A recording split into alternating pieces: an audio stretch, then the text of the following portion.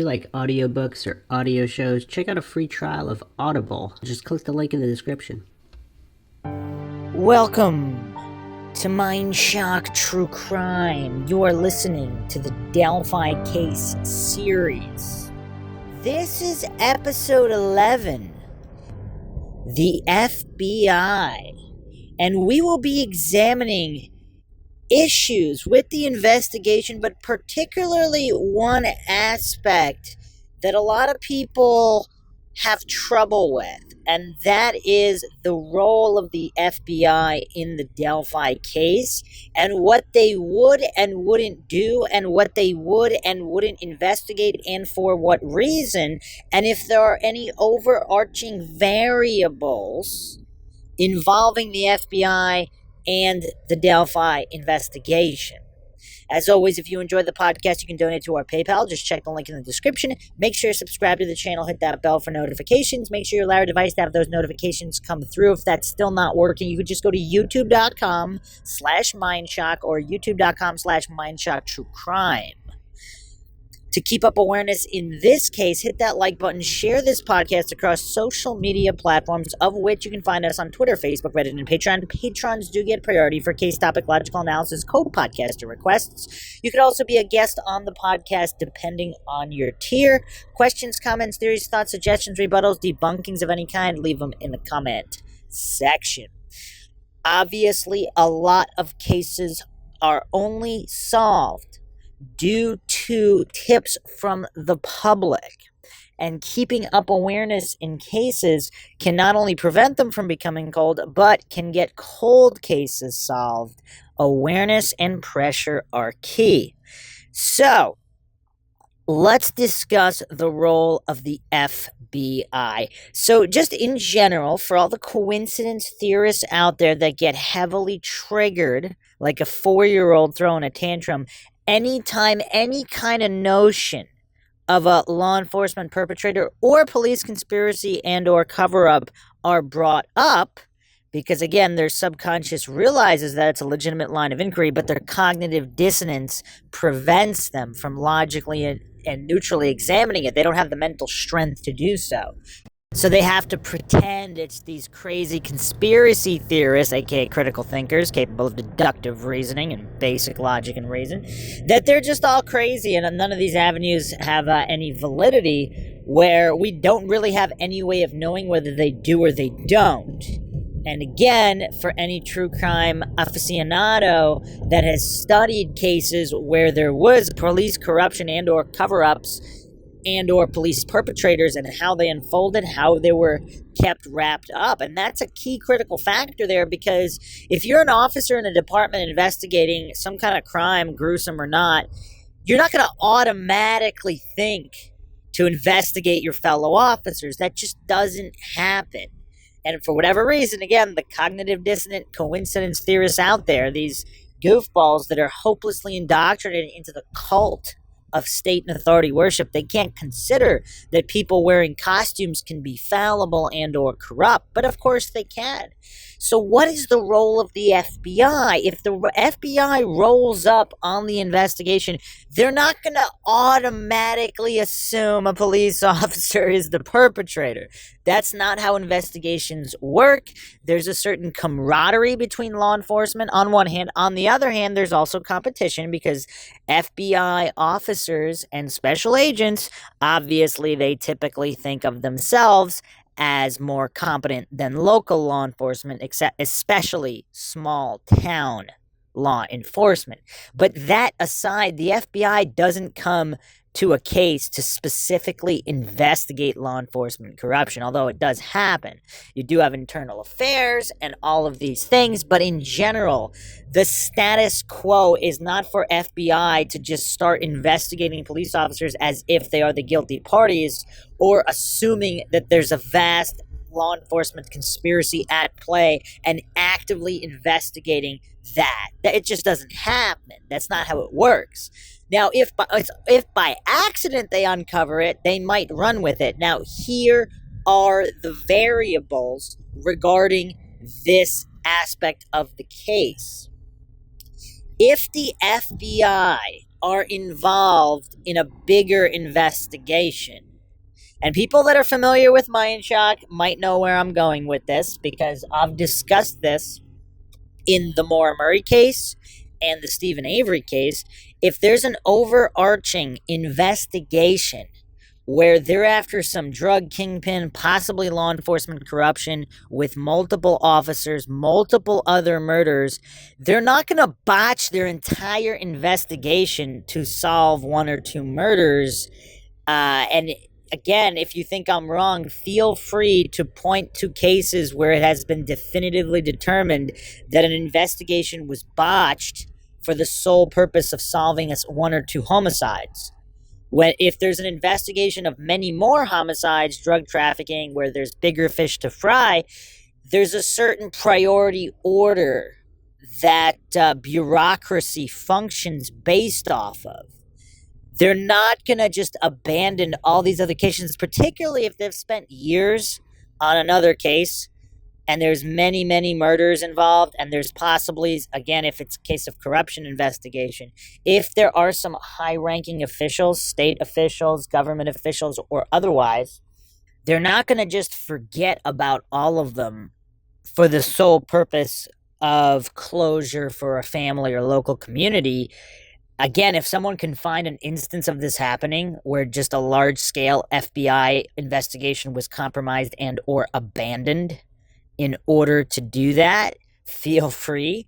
I haven't seen one yet. I mean, maybe it has happened, but that's just not really how government functions, and we have all of history to see that. There's certain red flag cases, again, the Maura Murray case, the Stephen Avery case, where there's something going on involving or possibly involving government officials that for whatever reason, a case will just either never be solved because of that, or will only be solved after the fact of a larger investigation already being solved, so then there's no compromising.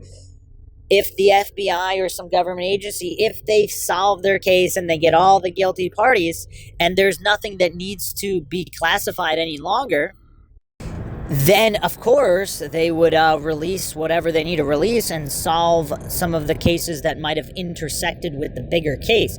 This is all very obvious and basic, but for whatever reason, again, there's a lot of individuals who they're just allergic to logic. They just can't see how the FBI or any of these larger organizations wouldn't simply compromise a bigger case for a smaller case. It just doesn't happen. That's just not the way that it works. And you can say, fortunately, unfortunately, I mean, all guilty parties need to be accountable for everything, but it's tough in terms of timelines, it's very, very tough to really understand how the FBI or even, let's say it's a local case, if there's intersecting local cases. Now, in a small town, that could be a little bit different, but in a city, if they're going after these bigger criminals and they've invested a certain amount of years and undercover agents in an investigation, and in order to solve a single homicide or a smaller case, they would have to compromise all of that. Are they going to do that? Ask yourself that question logically. They're not going to do that. Now, hopefully they can resolve their bigger case quickly, so that way there's nothing to compromise at that point, and then they can solve all these other cases. And that's, of course, the best case scenario. That way everybody gets justice. But the problem is, of course, that does take time. That's not something that happens super quickly. So between the points of just the FBI not immediately going to investigate law enforcement corruption, or they're already investigating some kind of corruption, higher up corruption, and they don't want to blow or compromise that. So that way all they can really do, but they would have a vested interest in the case, and they would make sure law enforcement didn't release too much to compromise a different case, would they not? If there are certain persons of interest that overlap to the bigger cases, if releasing more information, more evidence, more of the audio, whatever the case may be, if that compromises the bigger cases, they wouldn't allow Delphi to do that, would they? And these are all things that need to be considered, because all of this supposed law enforcement incompetence, and there could be some of that too. Let's not fall for false dichotomies or these black and white logical fallacies. There could be a fair share of incompetent law enforcement officers investigating this Delphi case, but there could also be direct orders from higher agencies due to action in other cases that they cannot compromise. They've sort of really tied the hands of Delphi law enforcement, possibly state police. They've tied the hands of these other law enforcement agencies in order to not compromise the higher level investigation. Does that explain what we're seeing in the Delphi case? It would appear to explain a lot of issues in these other cases. Is the Delphi case one of them? Now, to those clueless coincidence theorists who cannot employ critical thinking, they're not going to be able to grasp that. But this isn't really the appeal to incredulity. Logical fallacies, of course, become forthcoming whenever a theory like this is presented.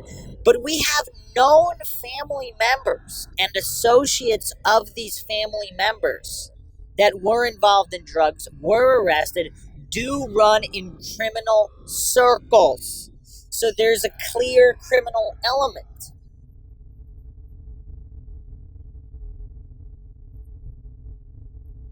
Circling these two girls. Now, there is a theory that this was some kind of retaliation killing and one or both of the girls were targeted. But whether that's true or not, the possibility that there's some overlap with family members that could possibly be part of a larger case involving drugs, drug trafficking, possible corrupt law enforcement, if the FBI is already investigating that, are they really going to give up their suspect, especially if they know who did it? Let's say they know who did it, but they want to get them for involvement in other things and they already have their eyes on them, or they're already in prison. That could be a possibility as well. So if the FBI truly believes there's no danger to the public because not only do they know the individual or individuals, but they're either already in custody or they're being watched and surveilled in order to catch bigger fish. So it's not a case of somebody being on the loose, so to speak. If they have surveillance set up, if they have undercover agents in the midst. Again, I'm not saying any of this is true, but Mindshock, of course, the motto is the only thing we know for sure is that we don't know anything for sure. So if there is some type of variable, such as this one, that accounts for all these things, does it make sense to how the case was handled from day one? Important questions. Even from the sketches. Is there a reason they didn't want the younger guy's sketch to be released, the young sketch to be released first, even though it was made first? Is it because they really knew he was the guilty party and they were following him to get other individuals? They wanted bigger fish and there was some kind of law enforcement corruption at play? And then the older bridge guy sketch, they allowed Delphi police to release it, possibly using them as useful idiots. They might not have even told them necessarily the real truth. So they might not even be operating with all of the information. And now to make matters worse, of course, because there's so many unknown variables, if a member of Delphi law enforcement was actually the responsible party and FBI don't know that, then this becomes a big convoluted mess. And does that explain the situation even better? Maybe, maybe not. And accomplices, of course, there could have been accomplices. There could have been multiple perpetrators. Now, let's say there's multiple perpetrators. Let's say one of them has something to do with this bigger case the FBI might be investigating, possibly involving state official corruptions, judges. Of course, we do have a history of judges being involved in corruption and illegal activities in that area. I'll be getting into that as well in a dedicated podcast. This one was just about why everything looks the way that it looks, and can at least a certain portion of what appears to be Delphi law enforcement incompetence possibly be simply following the orders of an upper agency like the FBI? All the Mindshock listeners out there, feel free to give your own thoughts, opinions, theories, rebuttals, debunkings of any kind in the comment section. As always, if you enjoyed the podcast, you can donate to our PayPal. Just check the link in the description. Make sure you subscribe to the channel, hit that bell for notifications.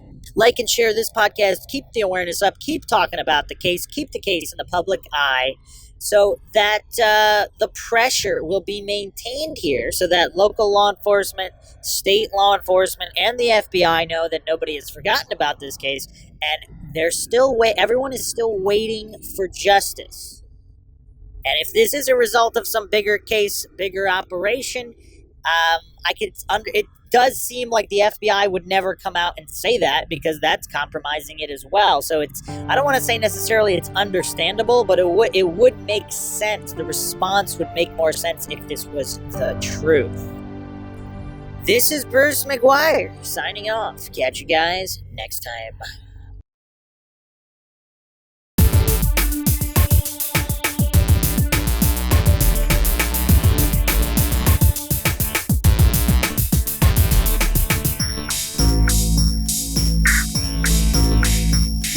If you like audiobooks or audio shows, check out a free trial of Audible. Just click the link in the description. Welcome to Mindshock True Crime. This is the Delphi Case Series, Episode 12, Red Herrings.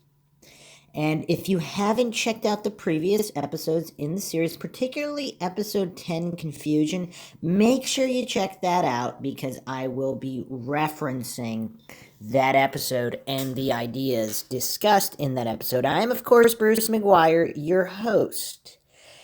And this is Mindshock True Crime, where we approach cases with logic and reason at the forefront, not falling for any logical fallacies, remaining objective and neutral, and examining all avenues of investigation without hallucinating likelihoods or pretending something is known that is not known, and building house of cards theories pretending they're actually facts, like other true crime podcasts do.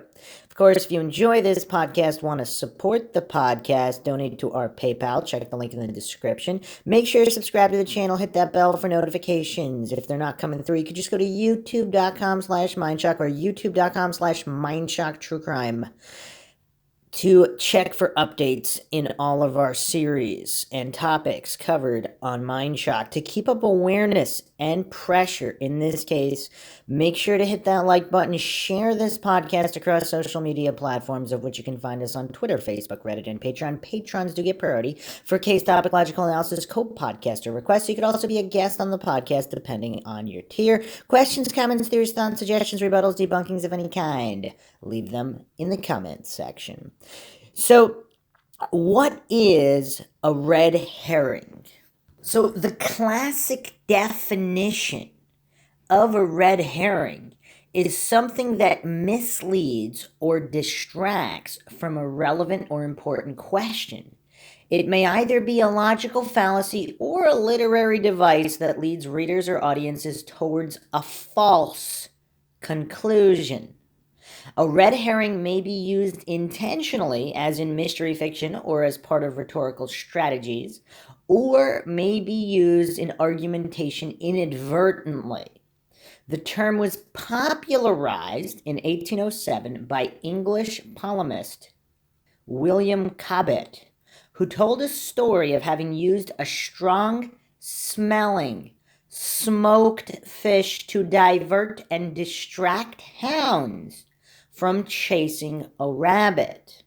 So we can translate that to, these hounds have a goal of chasing the rabbit. So if the chasing and catching of the rabbit is the truth, this strong-smelling smoked fish was distracting them from being able to chase and find that rabbit, to find the truth. So this is a distraction from the truth. As a logical fallacy, as an informal fallacy, the red herring falls into a broad class of relevance fallacies. Unlike the straw man, which involves a distortion of the other party's position, the red herring is seemingly plausible, though ultimately irrelevant, diversionary tactic. According to the Oxford English Dictionary, a red herring may be intentional or unintentional. It is not necessarily a conscious intent to mislead. The expression is mainly used to assert that an argument is not relevant to the issue being discussed. So, red herrings, of course, are prevalent in a lot of cases because if you don't know what the truth is, if you don't know who the guilty party of a particular murder is, how would you know what is or isn't a red herring? This is, of course, a staple in true crime, in detective fiction, but of course, it is very, very relevant to the real world. For example, in the Delphi case, is the video of Bridge Guy a red herring? Is the audio a red herring? Is one a red herring and the other not a red herring? And is that why the case is seemingly unsolved? Again, this would, as a logical fallacy, it leads researchers, detectives into a false conclusion. Because if we assume it's not a red herring, if we assume Bridge Guy is the definitive perpetrator when he's not, we can get very, very far from the truth if we assume there's only one individual involved. So again, if Bridge Guy is a red herring, which I discussed all of this on the Confusion podcast, there could be any number of combinations involved of perpetrators responsible for this crime. The sketches could be a red herring as well. Again, it's not an intentional deception. It could be if there's corrupt law enforcement involved, but it's not necessarily. Law enforcement might think this is the guilty party even if they are not, or they are intentionally deceptive and not corrupt. They're intentionally deceptive because it's a strategy to catch the guilty party or parties. And if that's the case, and Bridge Guy really is a red herring, maybe it was Ron Logan, maybe it's not the guy in the sketch. Maybe the sketch is a red herring. If Flannel Shirt Guy, whoever that may be, again, refer to the Confusion podcast, I go over possibilities in that one. If this was an intentional red herring, if the sketch was an intentional red herring, and Bridge Guy is also a red herring, what does that mean for the case? Does that explain why it is as of yet unsolved? These are important questions to ask. A lot of these idiot box worshippers who think everything is always as reported and law enforcement can never make mistakes or make deceptive comments of any kind, even for the greater good, these individuals wouldn't know a red herring if it slapped them right in the face. And again, I am not alleging it is or is not a red herring. I am not hallucinating likelihoods whether it is a red herring or not. But let's try to use controls here. How many young teenagers have videos of random people on their phone? People they think might look weird, people or whatever. They're just making fun of people just for laughs or whatever. And it has nothing to do with anything. I mean, if you go through random teenagers' phones, how much random videos of random people walking around in public will you find? Probably a good amount. So if they thought this was a strange-looking guy on the trails, or maybe they really thought he was legitimately creepy, maybe they saw him, I don't know, staring at them, staring at other people, and they were filming him for whatever reason. Who's to say that has something to do with this crime? There's no timestamp on the audio. We don't have a timestamp on that video either. So the Snapchat of Abby on the bridge, that's not necessarily taken at within seconds of the other video. Despite what law enforcement may or may not have said, they've made many conflicting statements that nobody saw the perpetrator, yet the sketch was from people that saw Bridge Guy, a combination of people. So there's all these different conflicting statements from law enforcement. But what is verified information? Very little. So if we're not hallucinating and pretending to know for sure the crime occurred in a short time after the Snapchat, it might not have. Again, we have different time of deaths. One of the girls may have lived longer than the other by 12 hours, up to a day, whatever it was. And if they weren't killed at the alleged crime scene, again, the thermal imaging did not pick up the bodies. I know a lot of the Dunning-Kruger crowd wants to ignore all science, logic, and reason and just pretend, hallucinate that the bodies were definitely there within however many minutes of the Snapchat. They want to pretend that that's known for sure. Again, that is not known for sure. Supposedly the area was searched. Again, people could be mistaken, but just logically it seems like it would have been searched. And there were also people preventing it from being further searched, saying it was already searched. Other people also said it was searched. And we have the thermal imaging drone. We have actual scientific evidence, unless that's all fabricated. Now, again, if you're going in that direction, which again, I don't know if the drone operator is a liar or completely incompetent. Could he have made up that entire story? It seems, again, if you're saying what would be the purpose of that, because that would make it look more suspicious. So if there is some kind of corruption or he's in cahoots with the perpetrators, wouldn't he do the opposite? Wouldn't he say that it might have picked something up, or he didn't fly it directly over the bridge? Of course he did. And the drone he was flying quite high. Obviously, the drones do not have to be directly over bodies to the degree. Otherwise, nobody would ever use them in search and rescues, because that's completely useless. For some reason, some people thought that that was the case. Obviously, it is not. So if there is some kind of intentional obfuscation, it seems like they would go the other direction. Why would the bodies not be there? That points more to there being funny business going on, as opposed to people trying to deceive. So it doesn't seem that that would be likely if they were deceptive. It would be going in the other direction. So you'd have to ignore all this mountain of evidence to continue to pretend and hallucinate that they were definitely there 100%. So, and nobody heard them also on the trails. Nobody heard any screaming, so there were people there directly before, directly after. So if you're hallucinating and pretending that the crime had to have occurred shortly after the Snapchat, then, and again, even with the Snapchat, that could have been uploaded to Snapchat later than it was taken. It didn't have to be instantaneous, so we don't know that for sure either. So the hallucinators out there really have to intentionally ignore just mountains of evidence pointing to the fact that all of this is not really known.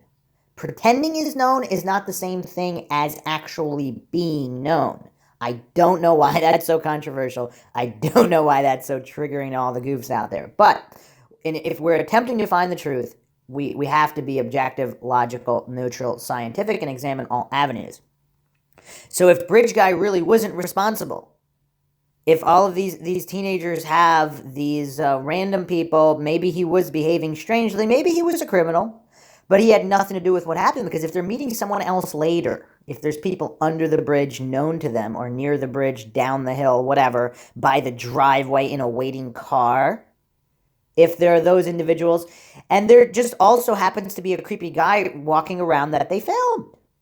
I mean, is that really the most mind-shocking thing in the world? Now, the audio of Down the Hill, now, we don't know who that belongs to, but even if it belonged to the guy, even, let's say they're meeting some other guy, they're meeting some younger guys.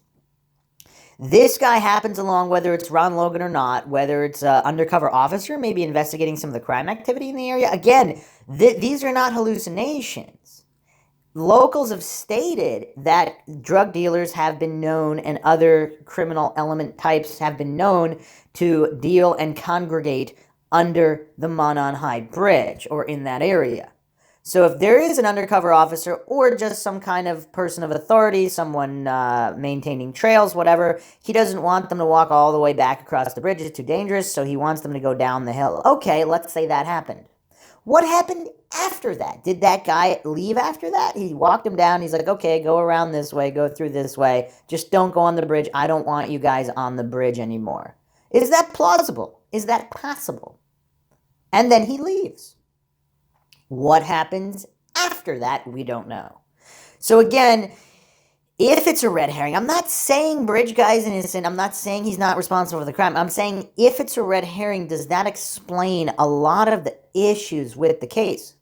And that might not be the only red herring. Of course, we have the crime scene. If we're pretending that they were murdered immediately there, is it a red herring to assume that they were murdered right then and there? Nobody heard them magically. The drone magically didn't pick them up. Magically, nobody saw them during the search. Magically, somebody happened to be preventing people from searching that area again. So if we ignore all of that and just pretend that it's not a red herring when it is, would that lead us farther astray from the real truth? Because if they were taken elsewhere, murdered elsewhere, what if Ron Logan what if this all happened in the same incident? If Ron Logan or whomever was there, I guess they would have had to known it was Ron Logan. If Ron Logan marched the girls down and the drug dealers were there, maybe he yelled at them and then he left. And then something happened later with the true perpetrators and they were pissed at Ron Logan. Maybe they even knew the girls had filmed Ron Logan and they wanted to set him up. So they took the bodies back. Obviously, they would have known someone in the searchers. And to all of the Dunning-Kruger crowd out there that hallucinates that it would be impossible to bring the bodies back, if you know members of the search or you're members of the search, how easy would it be to have one or two lookouts telling you where people were searching, especially when almost everybody went home, if not absolutely everybody, for the dark hours? So I don't know exactly when that was. Was that 4 or 5 a.m. or so, 4 a.m.? There were 1 or 2 or 3 hours when there was supposedly nobody there at all. Or just a few people searching. If they knew they weren't searching there, so if they had searched there, then they were going way over to the other side of the trails. You have one lookout, you have the other guys bring the bodies back to frame Ron Logan if that was the intention. I mean, it's really not that difficult. I don't know. I don't know why the Dunning-Kruger crowd thinks that that's an impossibility. So if we're dealing with red herrings, and again, this is an outlier case no matter how you look at it. It's an outlier case. This is not a standard basic case. It just defies a lot of the conventions of a regular case.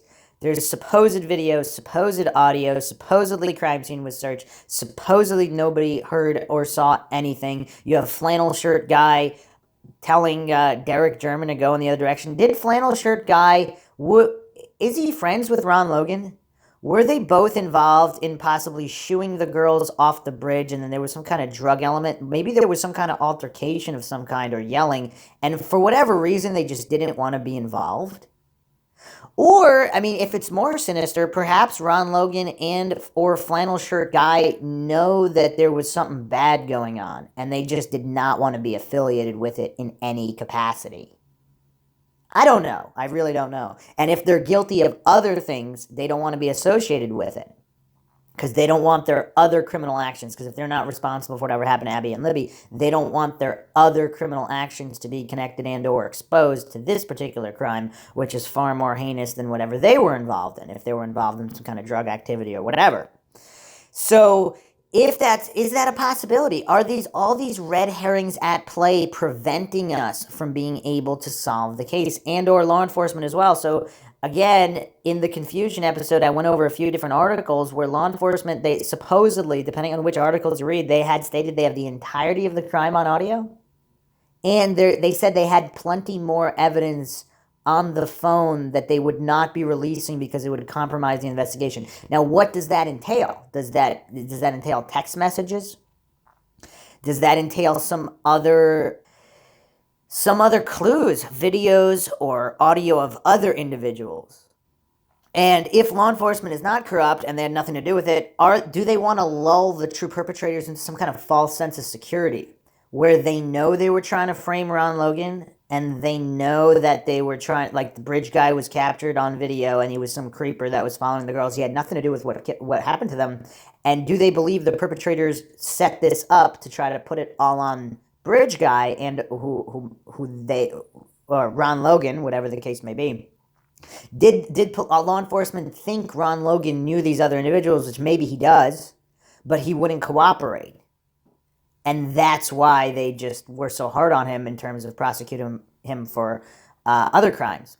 So it's really weird. And then we also have those comments on regaining the trust of the community, which can be taken a whole lot of different ways.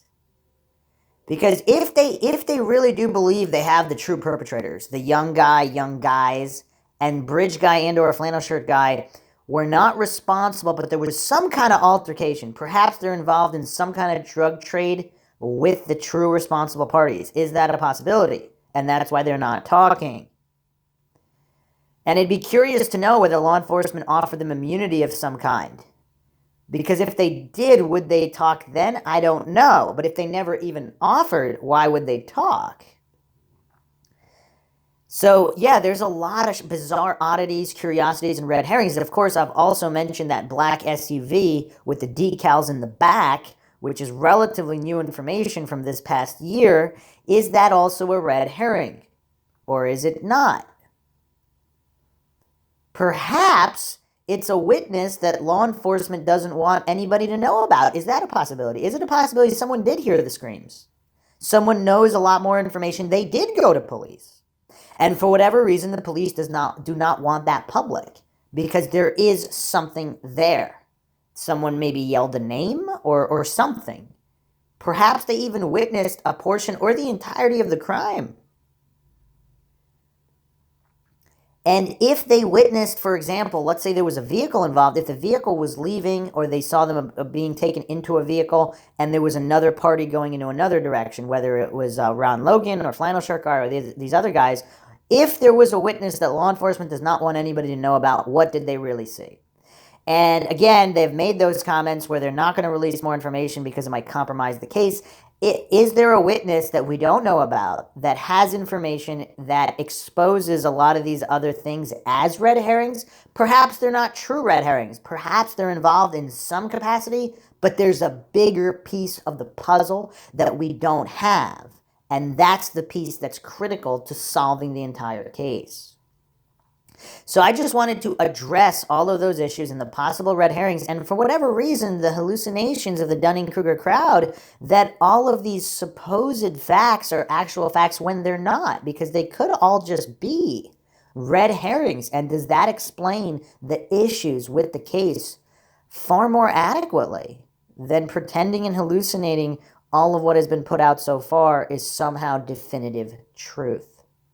Hope you guys enjoyed another edition of the Mindshock podcast in the Delphi case series. If you enjoy the podcast, you want to support the podcast, help us get out more mind-shocking episodes to keep up awareness and pressure, not just in this case, but in other cold cases, feel free to donate to our PayPal. Just check the link in the description. Make sure you subscribe to the channel, hit that bell for notifications. Make sure you allow your device to have those notifications come through, or you can just go to youtube.com/Mindshock or youtube.com/MindShockTrueCrime. Hit the like button, share this podcast across social media platforms, of which you can find us on Twitter, Facebook, Reddit, and Patreon. Patrons do get priority for case topic logical analysis requests. You could also be a guest on the podcast depending on your tier. Questions, comments, theories, thoughts, suggestions, rebuttals, debunkings of any kind, leave them in the comment section. This is Bruce McGuire signing off. Catch you guys next time.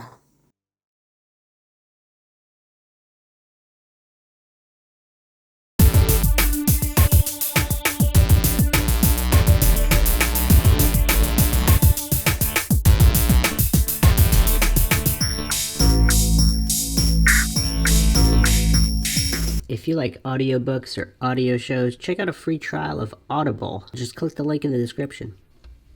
Welcome to Mindshock True Crime. You are listening to the Delphi case series. This is episode 13, Pings, and we will be examining cell phone tracking issues that disrupt the so-called official narrative that coincidence theorists want to sweep under the rug and hallucinate that there's nothing fishy about the bodies being at the location they were found the entire time and magically somehow not picked up on the thermal imaging drone, magically not found even though the area was searched, magically not have any of their clothing or shoes found even though those areas were searched. The coincidence theorists maintain there's nothing to see here, and everybody should just trust the reports on the idiot box and never question anything. And just on blind faith believe the case will be solved, and the truth is whatever is reported on the idiot box, that law enforcement can never be mistaken or ever intentionally misdirect for the purpose of drawing out the real perpetrators. I don't know why there's that many clueless individuals in the true crime community, but we've seen it all over the comment sections, all over various social media platforms. But this is Mindshock, where the only thing we know for sure is that we don't know anything for sure, and we will logically and objectively examine every aspect of every case. And we will, of course, continue to do that in the Delphi case, and the fact that Libby's phone was actually pinging off of various cell towers after the point where the official narrative claims they were abducted and murdered. And we will be examining what all that means. Of course, there are new suspects to go over. I'll be going over a lot of suspects in the coming episodes and various law enforcement connections and or corruption. But for the purpose of this case, we're going to focus on the phone. I think it's very, very helpful to establish what is or is not a fact. And establish as much of the timeline as possible before going into more and more suspects. As always, if you find the podcast informative, you can donate to our PayPal. Just check the link in the description. Help support the channel. Help us put out more mind-shocking episodes in various cases and keep up awareness in unsolved cases. Subscribe to the channel, hit that bell for notifications. Make sure you allow your device to have those notifications come through. You could also just go to youtube.com/Mindshock or youtube.com/MindShockTrueCrime for exclusive true crime podcasts. Like and share this podcast on various social media platforms, of which you can find us on Twitter, Facebook, Reddit, and Patreon. Patrons do get a priority for case topic, logical analysis, co-podcaster requests. You can also be a guest on the podcast depending on your tier. Questions, comments, theories, thoughts, suggestions, rebuttals, debunkings of any kind, leave them in the comment section. I always ask, at least have a first, second grade English comprehension level. If you want to participate in any kind of discussion, it's kind of fruitless. If you didn't even understand what was presented, to then jump to either agree or disagree, that's kind of silly. Obviously, anybody interested in actual, logical, productive conversation needs to at least have a basic English comprehension level. It seems like that's a lot to ask for these days, but regardless, I'd figured I'd still ask. So this is a post from a while back on the Libby and Abby subreddit. And apparently, so in the HLN documentary is what is referenced here. This post is by Consistent Mirror 160. Did Bridge Guy take Libby's phone on February 13th and return it to the crime scene on the 14th? In light of the new revelation from HLN that there was a rushed 2:30 a.m. search for Libby's phone when it was learned it last pinged in the area of the bridge. Check out this April 25th, 2019 post from the Truth Tellers blog. In the early morning hours of February 14th, while searchers were gathering in downtown Delphi, Mike Patty, Libby's grandfather, made a statement to reporters during an interview. He said that investigators pinged Libby's phone and it had pinged, quote, all over town, end quote. It had pinged all over town, and then only died or was powered off a couple hours before his interview. Then, much later in the investigation, we were told that Libby's phone was found in the area of the bodies. Was Mike Patty mistaken when he said that the phone had pinged all over town? A phone's ping location has nothing to do with the tower it pinged from. A ping traces a phone to its location regardless of which tower picked up the ping. Could it be that the killer took Libby's phone, spent some time heading through town with it before powering it off, then returned on the 14th to the general crime scene area and left the phone nearby? Why would the phone ping all over town unless it actually traveled through town? Now, I'm going to take this one step further. If Libby and or Abby were taken from the bridge location and taken elsewhere, as the thermal imaging drone suggests, since their bodies were not picked up, even if they were killed, obviously, with the heat signatures, it would take many, many, many more hours for there to be no heat signatures. There's also, of course, the rumor that one of the bodies was found warm. But either way, to just completely write off the thermal imaging drone and the fact that several individuals reportedly searched the exact area where they were found, and on top of that, there were supposedly individuals directing additional searchers away from the area, saying it was already searched, which is kind of strange, because why would they even dedicate manpower to that? It's not like there were other areas where individuals were saying not to search. So it's very, very strange. Obviously, coincidence theorists don't bat an eye, but anybody being logical, neutral, and conducting an honest investigation, there's questions that need to be asked there. So if Abby and Libby were abducted from the scene via car in the driveway or otherwise, is it possible they were taken elsewhere, and the route they took to go elsewhere, that's where all the pinging took place? Now, for whatever reason, there's a contingent of individuals that follow this case that, for whatever reason, they have this religious fervor whenever discussing the bodies being found, and they just have this religious blind faith attachment to the idea that the bodies had to have been there the whole time. I don't know why they're not after the real truth or honest, objective investigation, but they just maintain that it's all impossible, but it's quite easy.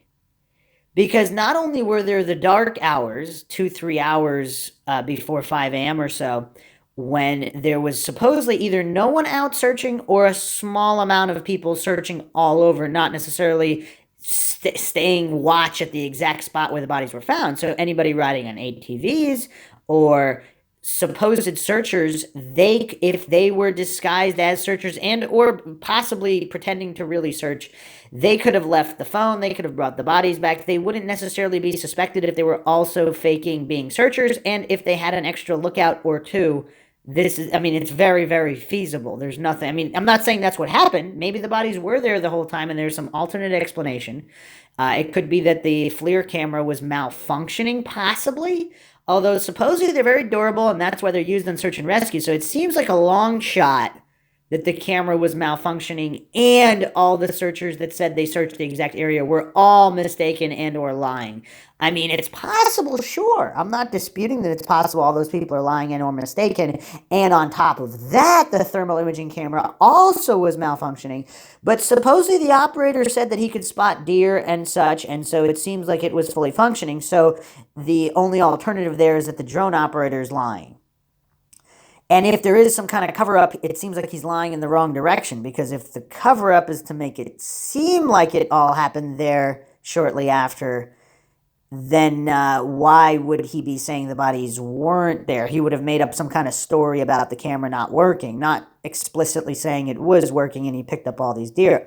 So, yeah, that doesn't really quite make sense. The coincidence theorists and the Dunning-Kruger crowd, they have a lot to explain if they want people to just believe that everything is above board there. But regardless, if they were taken elsewhere and the phone was pinging and then they returned the phone and the bodies at a later point, does that explain the ping activity? Now, again, we don't have the actual data of the pings. So if the FBI has it, whatever law enforcement agencies have it, it would be curious as to what that said, because they did do these warrants that were executed and houses searched, computers seized.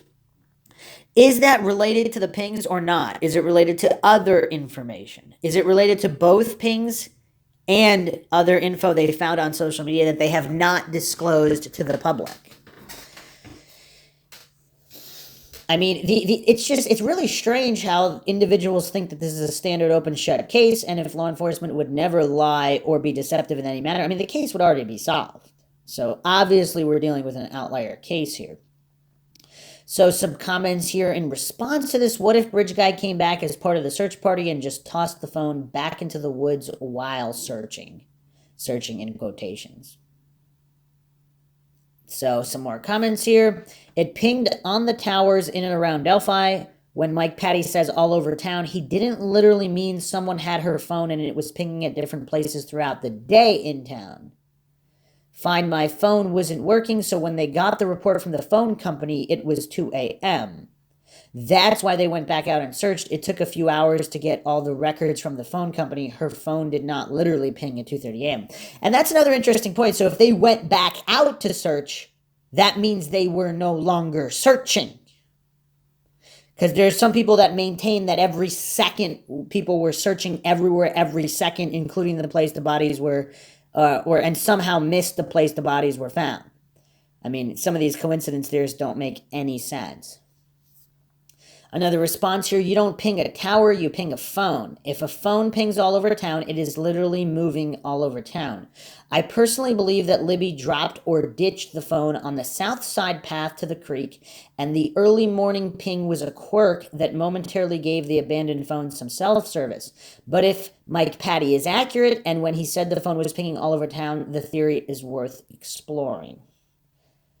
How does a signal that bounces off of only 2 towers translate to all over town? If I went shopping at 2 stores, would you say I went shopping all over town? Of course not. Well, it depends. If the stores were on opposite ends of the town, it went through the town. I don't know where he got only 2. I mean, these records, as far as I know, have not been released. So we don't know if it's 2 towers, 3 towers, 4 towers. We really don't know.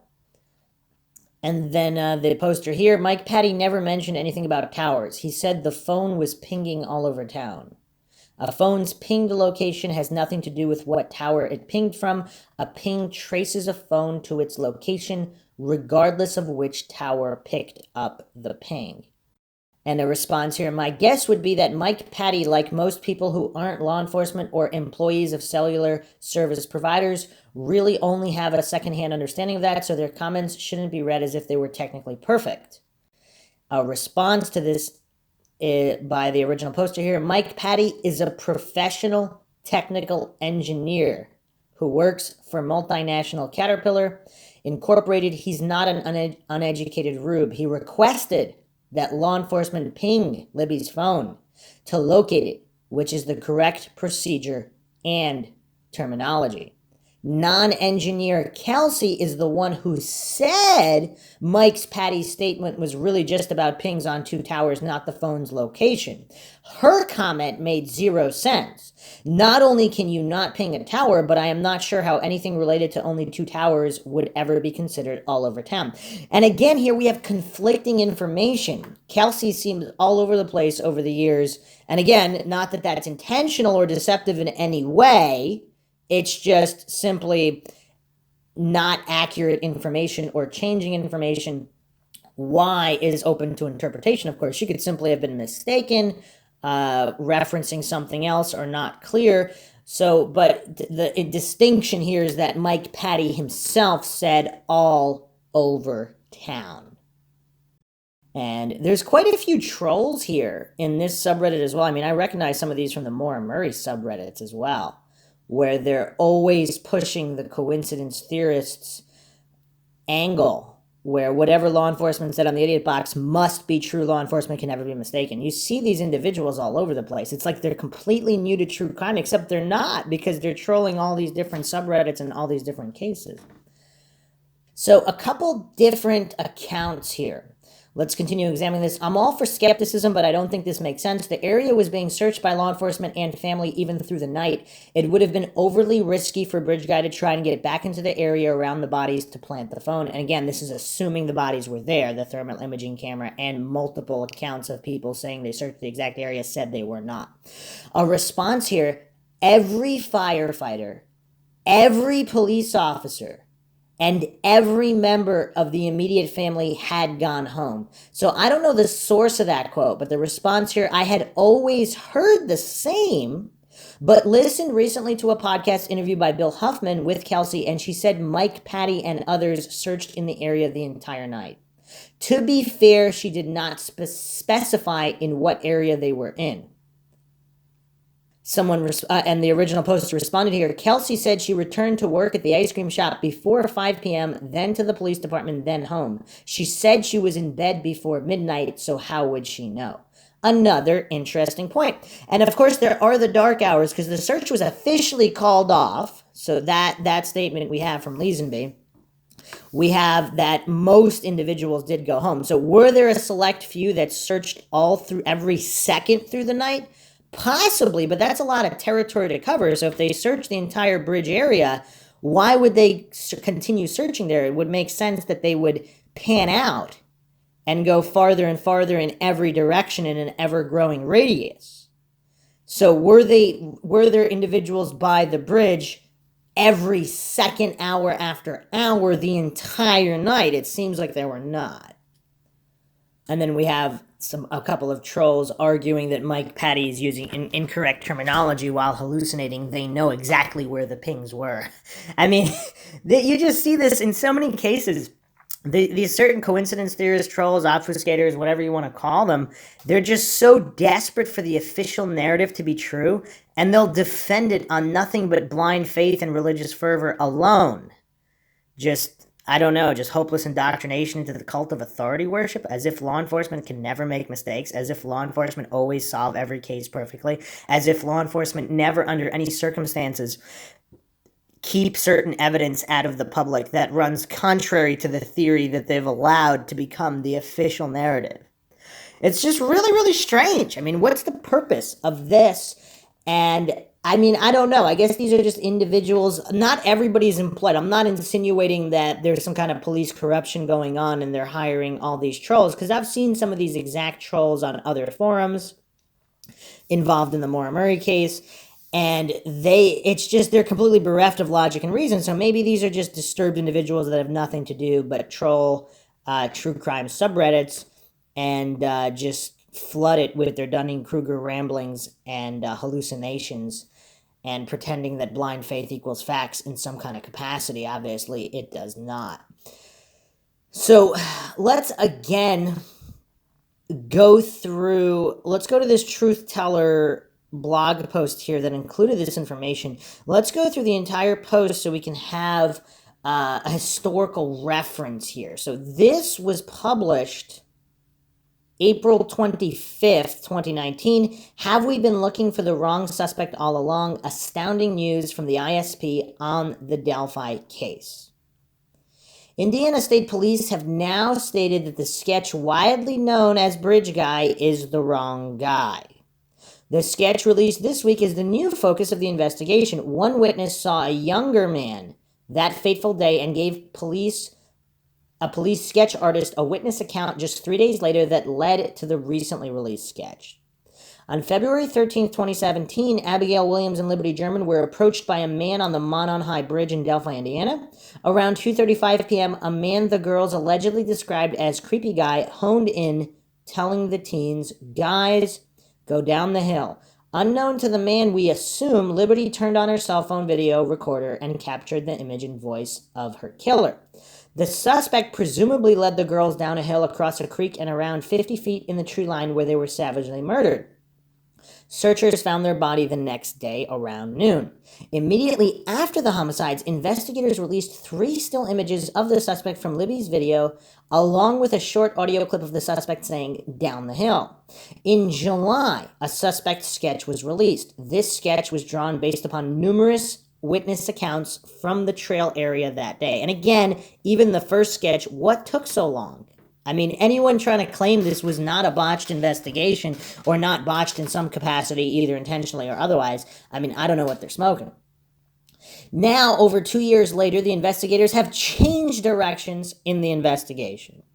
On Monday, a new sketch was released along with an extended audio clip that added guys to the previously released clip. They also asked the public about a car that was parked at an abandoned CPS welfare building near the trail during the time of the murders. Investigators stated that the new information and intelligence has led them to change direction and give warning directly to the suspect that they are coming for him. Investigators now believe the suspect is local. If he doesn't currently live in Delphi, then he either did at one time or he frequents the area, according to Carter. He's been hiding in plain sight, we are told. Might have even been at the news conference on Monday. ISP Superintendent Doug Carter also revealed that investigators were looking for the owner of a vehicle abandoned on the east side of County Road 300 North next to the Hoosier Heartland Highway between 12 p.m. and 5 p.m. on February 13, 2017. The vehicle was parked at the old CPS welfare building. A vehicle description was not made public. Curious indeed. 2 days after the news conference, investigators are telling us that they had it all wrong. They had dismissed the original witness account that described a much younger man. They've focused on the prior suspect description for over 2 years. That description had them looking for a much older man. We are now told that the original sketch is not the killer of Abby and Libby. The new man depicted in the new sketch is the killer. What are we to believe?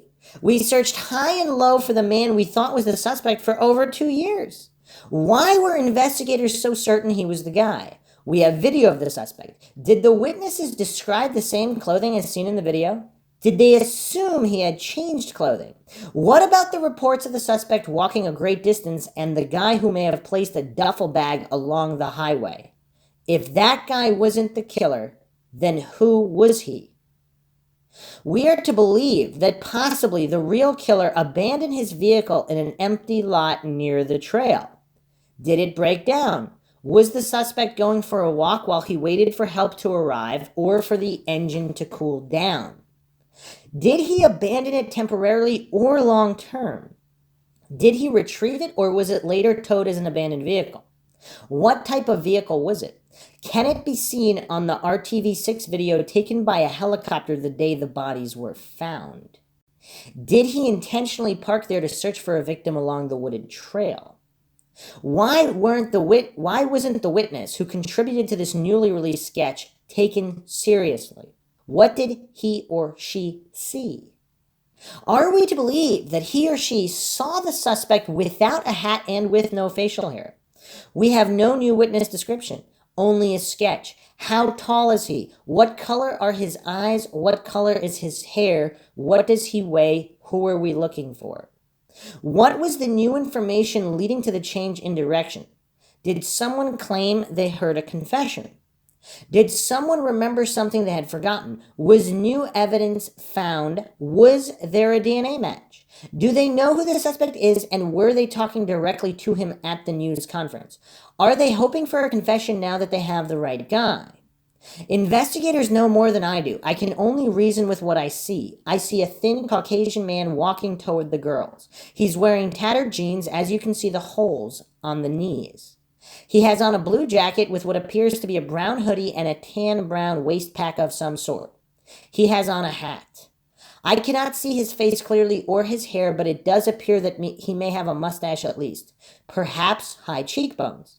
For me, the original sketch looks a lot like the guy in the video. Perhaps it did to investigators also.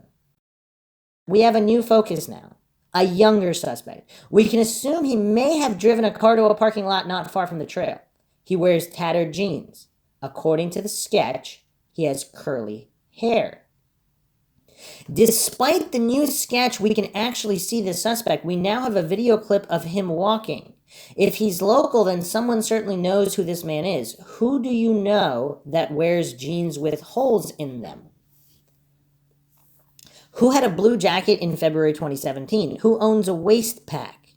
Who do you see on these local trails regularly or semi-regularly? Do you recall anyone who might have called looking for help with their car that day or that was late due to car problems? Do you know anyone who could not account for his time on that day? Did someone drastically change their appearance after this day? Has someone been acting out since that time, maybe drinking more, appearing agitated or anxious, depressed? Does someone mysteriously hint to things they've done? In the early morning hours of February 14th, while searchers were gathering in downtown Delphi, Mike Patty, Libby's grandfather, made a statement to reporters during an interview. He said that investigators pinged Libby's phone and it had pinged all over town, and then only died or was powered off a couple of hours before his interview.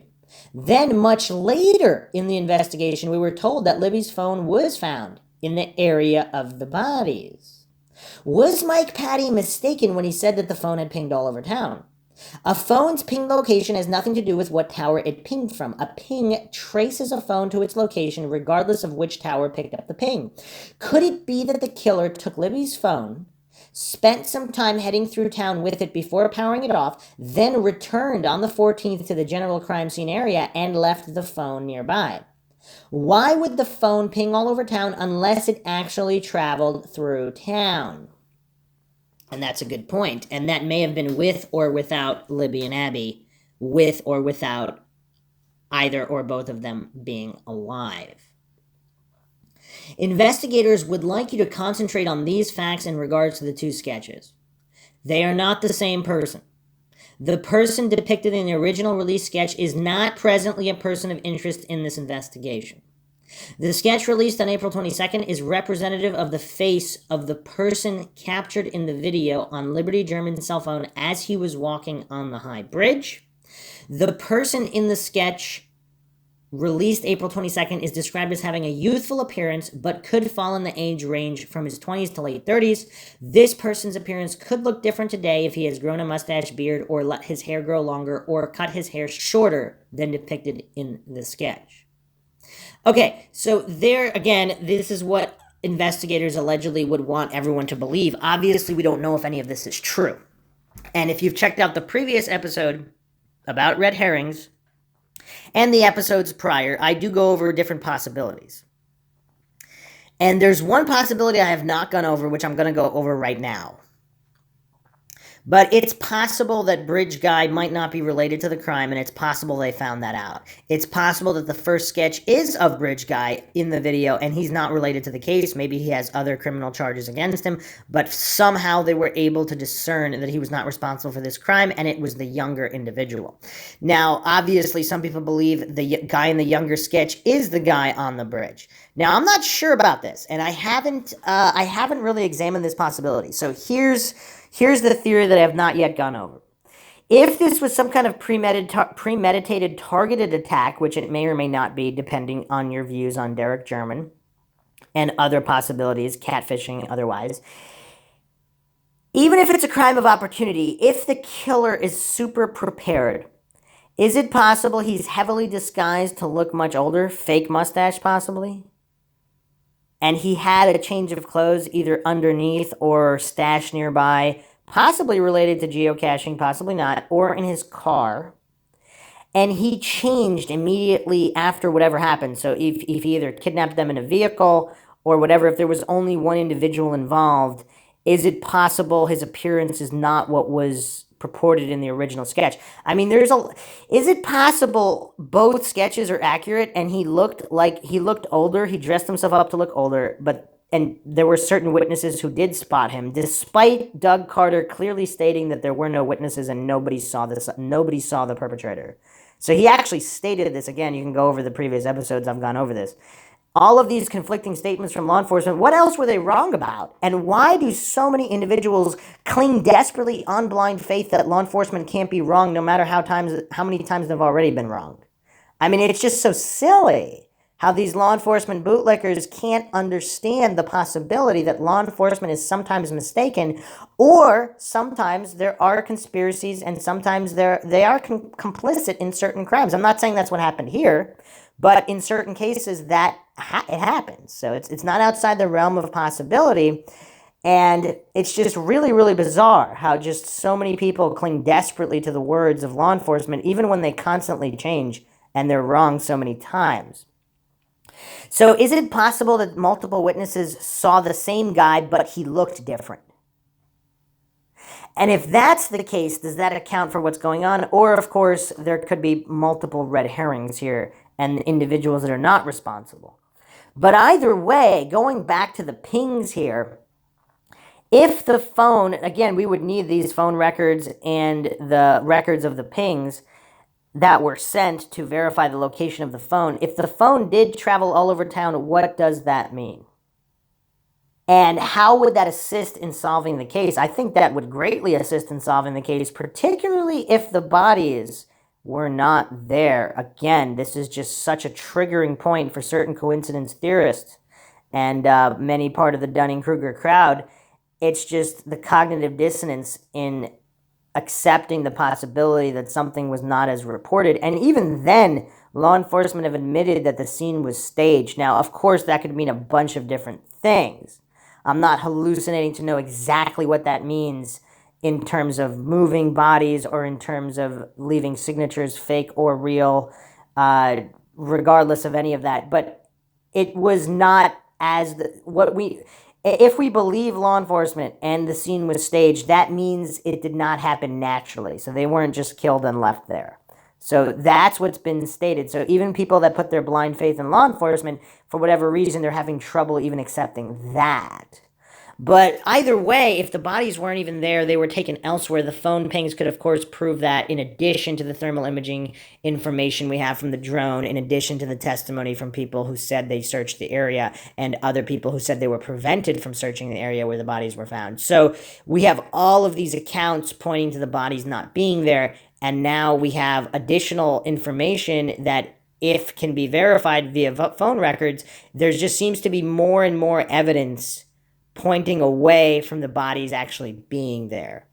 And that could help solve the case, because if they really were taken elsewhere, and how often in cases do early rumors turn out to be true? In a fair percentage of cases. So if the rumors about the barn or the garage where the girls were taken and killed, if that's true, writing it all off as conspiracy theory, that would get us farther from the truth. So if the goal is the truth in solving the case, we need to be objective, logical, and neutral and examine all possibilities, because, of course, the case is as of yet unsolved. If everything was clear-cut and as basic as presented, if all these assumptions really were facts, the case would be solved.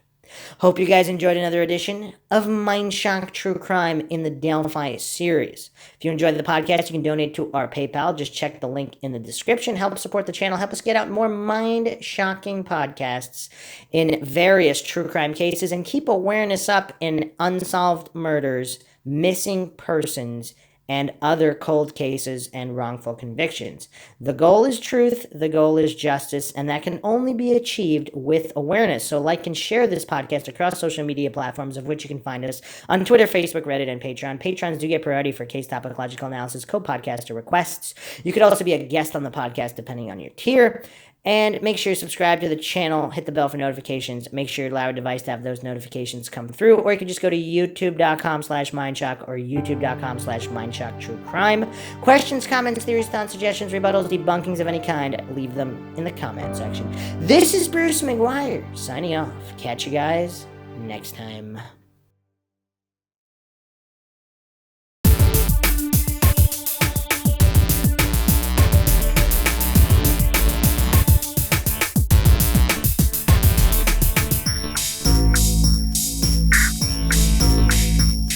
If you like audiobooks or audio shows, check out a free trial of Audible. Just click the link in the description.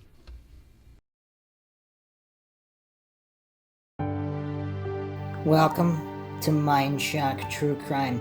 You are listening to the Delphi Case Series. This is episode 14, Suspects Naming Names. That's right, we will be naming names and dissecting the known information regarding suspects early on and more recent suspects, and potentially damning evidence linking them to these murders. And we'll be attempting to make heads or tails with some seemingly conflicting information, contradictory information, but at the same time certain variables that can't be dismissed with multiple suspects. I mean, how many suspects could potentially be involved here that could account for all these variables? That is what we'll be going over and attempting to decipher in typical Mindshock fashion. So you guys might want to settle down. This might be a long one. We have so much to go over. If you haven't checked out the previous 13 podcasts, make sure to check them out because I go over the case, all of the issues with the case, all of the anomalies with the case, and the seemingly Keystone Cop investigation, but it might not be that at all. It might be intentional obfuscation and misdirection by law enforcement. Or it might be law enforcement corruption with possible complicity involving some of the suspects or persons of interest we will be going over. As always, if you enjoy the podcast and you find it interesting, you can donate to our PayPal. Just check the link in the description. Help support Mindshock. Help us get more mind-shocking episodes out there to bring awareness not just to this cold case, but to other cases, missing persons, wrongful convictions. Awareness is the key. Make sure you like and share the podcast across social media platforms, of which you can find us on Twitter, Facebook, Reddit, and Patreon. Patrons do get priority for case topic logical analysis, co-podcaster requests. You could also be a guest on the podcast, depending on your tier. So become a patron today and support Mindshock. Make sure you subscribe to the channel, hit that bell for notifications. Questions, comments, theories, thoughts, suggestions, rebuttals, debunkings of any kind, leave them in the comment section. Alright, so let's set the stage here with Robert Lindsay on Beyond Highbrow. So I'm going to go over information from 2017, then I'm going to go into updated information from 2019, and then I'm going to go into the recent information from the past month or two. And because I think there are clues hidden early on that may have been forgotten about, glossed over, disregarded. And these particular clues may be critical in discerning which individuals are involved or not involved. And possible motivations and law enforcement connections. Obviously, we have Derek German, who potentially has blown the whistle on many individuals, and that is why he got reduced sentences, charges dismissed outright. On someone with his rap sheet, it does seem a little unusual unless there was more going on here. Is he a type of CI? Does he have connections to other individuals who are truly the guilty parties? And is some of this on his part almost just wishful thinking, and maybe he's intentionally not considering the possibility that some individuals he's involved with might have wanted retribution of some kind? So maybe he's kind of just intentionally deluded himself into thinking it's not possible. Therefore, he's not intentionally deceiving or not going after these people. He's kind of almost convinced himself that they're not involved, therefore he refuses to look because he's too scared to open that Pandora's box. And it'd be hard to blame the guy. Obviously this is such a tragedy. It's a devastating situation no matter how you look at it. But let's look at this blog post from Beyond Highbrow, Robert Lindsay, August 30th, 2017. Delphi Murders Update, August 30th, 2017. Update on the crime and a profile of a Delphi Murders suspect. New Delphi Murders Update. Note to commenters. 1. I am getting really sick and tired of saying this over and over, but most of the material below is made up of rumors and my own opinions and theories. None of that is presented as fact. Furthermore, I am not using rumors as reliable sources as has been alleged. I never said they were reliable sources. How reliable is a rumor? That's for you to determine. But in general, a rumor is not considered to be a reliable source, and they are not treated as such below. And just my own quick note here, how often do rumors early on in true crime cases turn out to be true? I just recently covered the Tara Calico case. If you haven't checked that out, check that out. Rumors of the sheriff's son being involved or people connected to the sheriff. It's just crazy how many cases rumors ended up being true. That's my only point there. Not that these specific rumors are true, but they could be true. So to dismiss them outright, of course, we have condemnation before investigation is the height of ignorance. That doesn't mean you need to believe the rumors. There's no reason to believe or disbelieve. And I don't know why that's so triggering for so many coincidence theorists out there that just think everything is rumor and conspiracy. I'm not alleging it's true or untrue. So it's kind of silly and illogical to just jump to either side of the spectrum without doing the actual work, without doing the logical investigation, which is what we're doing here. The rest of what we are reporting are, in general, our hypotheses about the crime. These hypotheses have changed several times in the course of this investigation, but that's the way all detective work is. If you don't want to be wrong, don't be a detective, because being a detective is all about being wrong. So our hypotheses are just that. If you are not sure what a hypothesis is, go look it up. It's just a guess or a hunch that you are setting out to prove. We do not believe we have proved much about this crime yet, but we do have a lot of hypotheses going. All of those hypotheses are by their nature temporary and may be changed at any time. If they are borne out, then they will become more permanent.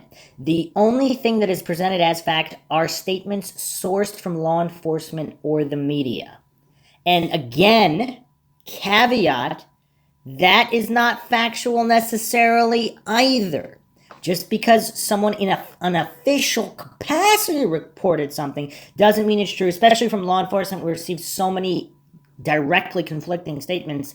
Obviously, that's not a fact either. If you have issues with rumors, theories, opinions, hypotheses, etc., just quit reading right now and get off my site and don't come back. You will not be missed. Note to commenters too. I thought I made this one thing perfectly clear. As Richard Nixon used to say, I have no sources whatsoever among the families of the girls. I have no sources whatsoever in law enforcement, local or otherwise. There you go. What I do have is sources close to the families. These people generally live in Delphi and the surrounding region, so that makes my rumors even more hearsay. I'm not even talking to the families. I'm talking to people who talk to the families. Of course, I have no law enforcement sources. I thought I made that clear. Never have. Yes, I have talked to some of them, but of course they didn't tell me a thing. A couple times they told me that a certain person was a person of interest, or that a certain person has been cleared with an airtight alibi. And again, another caveat here. Just because law enforcement believes someone has an airtight alibi does not mean they do. Law enforcement are human beings, they are fallible, and if they're taking as airtight the words of another individual, is that really airtight? And what constitutes airtight?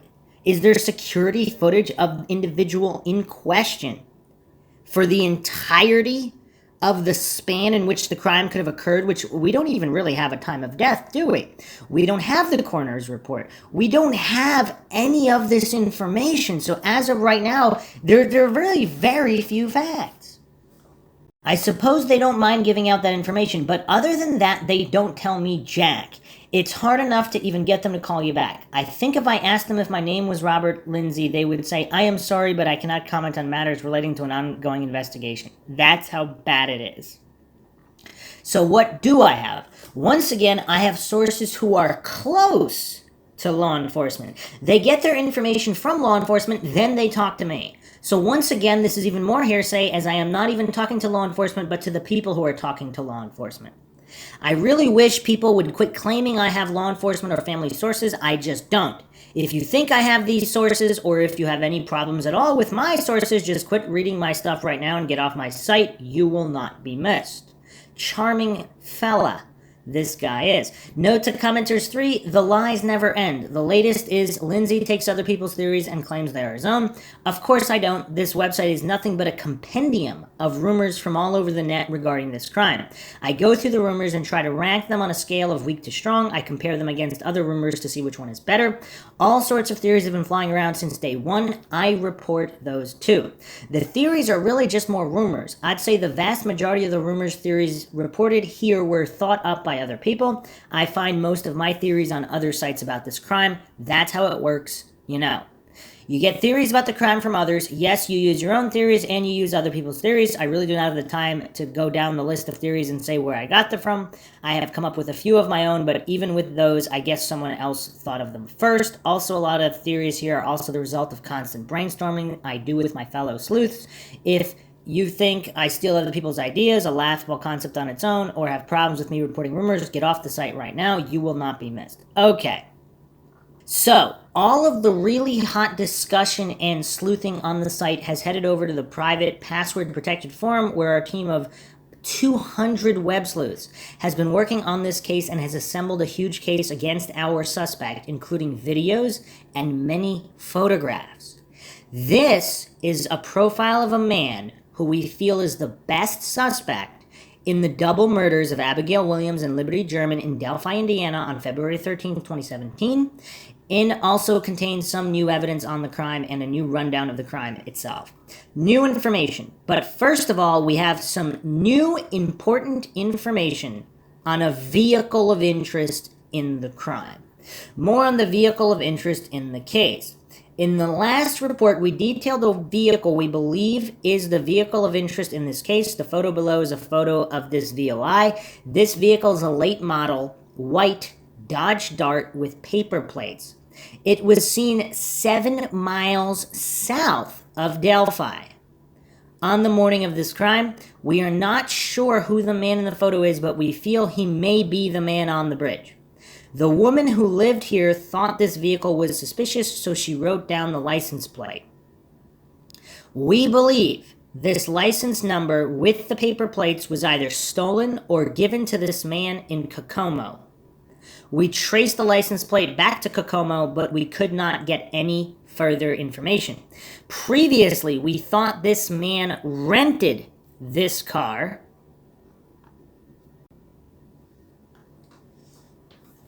We now believe that this man may own this vehicle.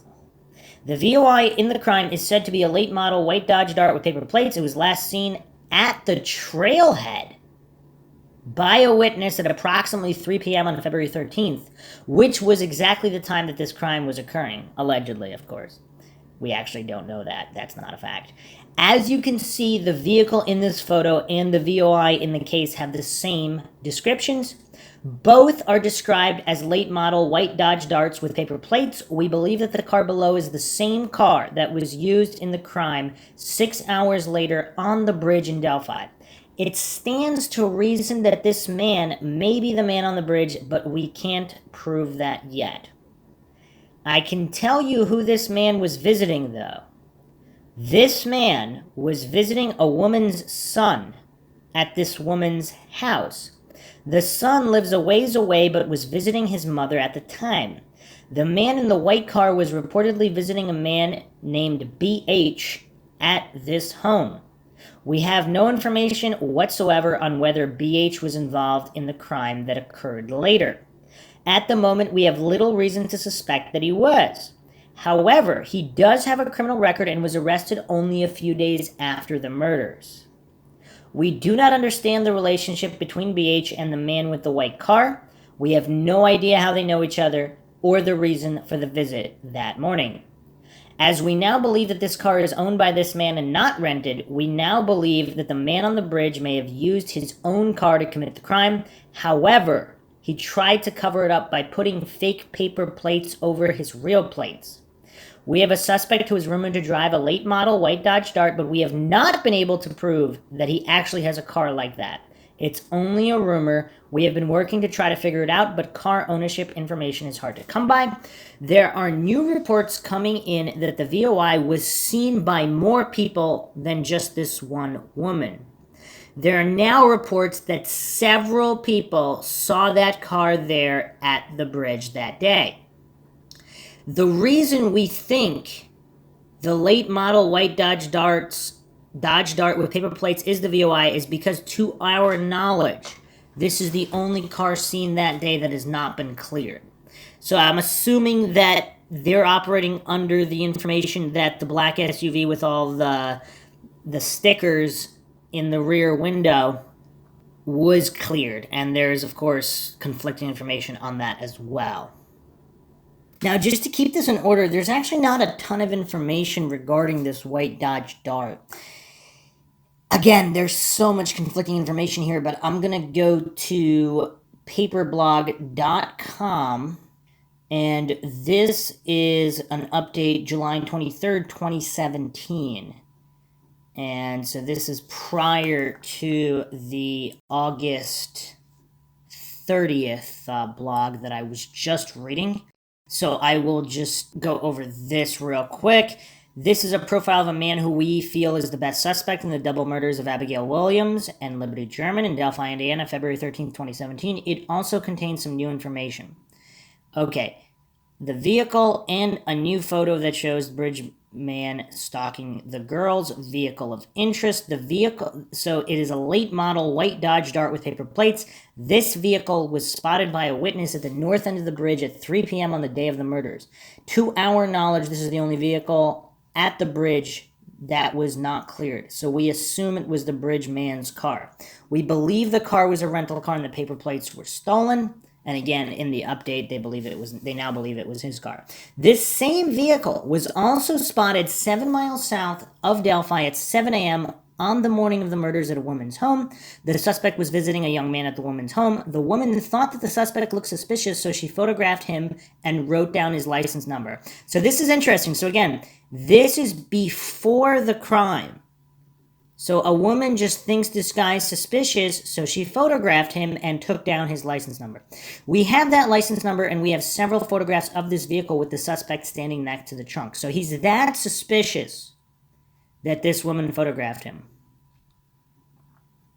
We believe that the car photographed in this vehicle was the same car used in the crime. We have okay, so they traced it to the nearby city of Kokomo. We believe that the suspect either stole the plate in Kokomo or someone provided it to him. At the time of the crime, the license plate was still valid, but it expired in April. We believe these plates have probably been discarded. This information has been shared with law enforcement, but we have no idea if law enforcement agrees with us that this is the VOI in the crime. This is simply the car that the Beyond Highbrow team of approximately 200 web sleuths believes is the VOI. We have reason to believe that law enforcement may be interested in this photograph, although they have not made any statements to us about these photos. Nevertheless, we feel that if you recognize the man in the photo, or if you saw this vehicle or license number around the time of the crime, we think you should notify law enforcement. We also believe that you should give us any such information. Okay. If you feel you are the man in the photo or that this is your vehicle, then we feel you should go to law enforcement and inform them of that so you are no longer under suspicion. Nevertheless, we have serious doubts that an innocent man, vehicle, or license number is being portrayed in this photo. It is correct that law enforcement has not released any information about this photo, but perhaps they may in the future. Although these photos have been released on some Facebook forums, they have sparked little interest. We have been holding these photos for a long time, and we were afraid to release for fear of interfering with the investigation. However, with the release of the composite, and after thinking long and hard, I am having a hard time understanding how releasing this information harms the case. Instead, it may well prompt more tips. Also, MSM news sites may pick up on the story, which may prompt even more tips. Of course, if law enforcement requests that we take the photos and information down, we will comply. So again, in these photos, it's kind of hard to tell what's going on here. It's a guy at a trunk.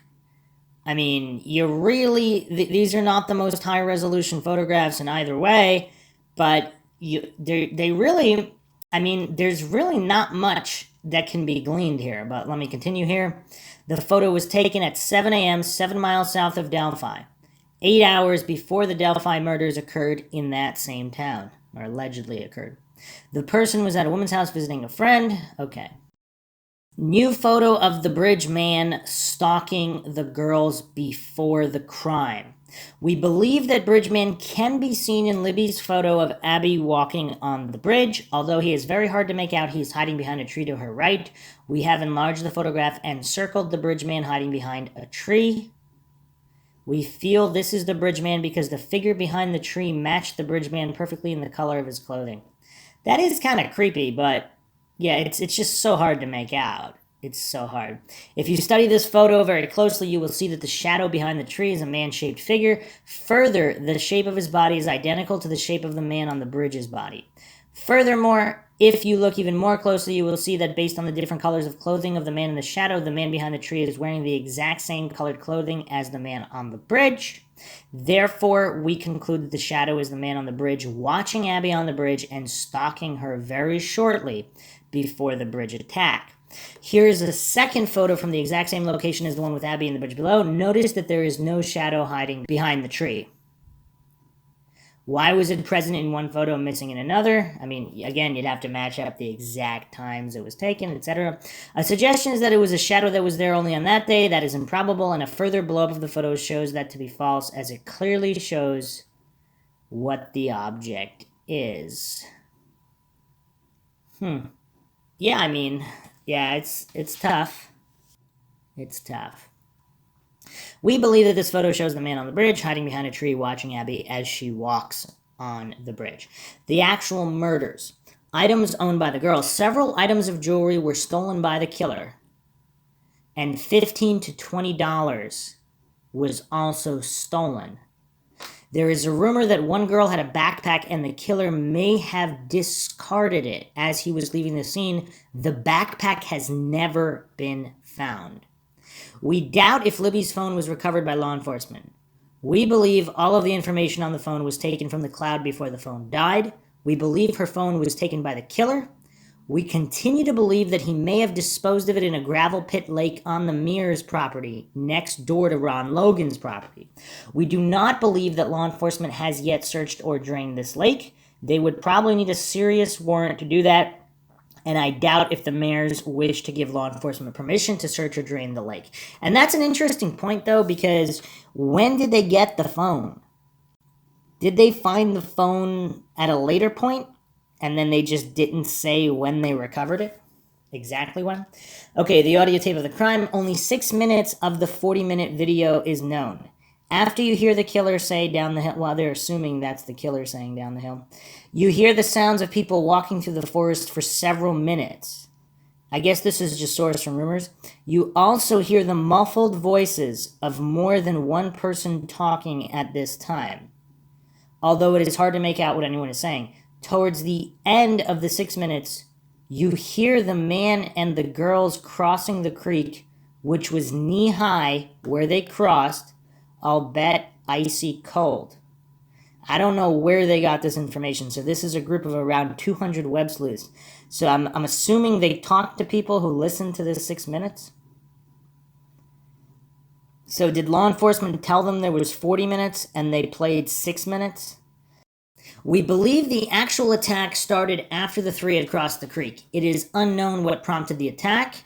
The first attack consisted of a knife attack to the back of the neck of one of the girls. The victim went down right after this attack. At some time around this period, you hear both girls screaming on the audio, probably before the attack took place. Why no one heard these screams is not known. It is not known what is on the rest of the audio, but it appears to consist of the sounds of the two murders taking place. Both murders were apparently caught on audio in full. Again, I guess this is a combination of multiple sources of information, rumor or not.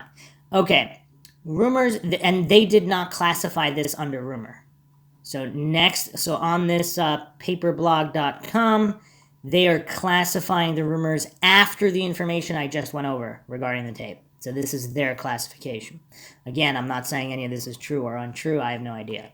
Rumors. The following consists of a number of rumors about how the girls were killed. Most of these rumors have not yet been validated and should be taken with a huge grain of salt. However, the rumors in bold are apparently true to the best of our knowledge. Probably or fully true rumors. Both girls were disrobed either partially or fully. One was naked, but the other had a top on. Both girls were bottomless, and the panties of both girls were found at some distance from the crime scene. Some of the girls' clothing was found in the creek.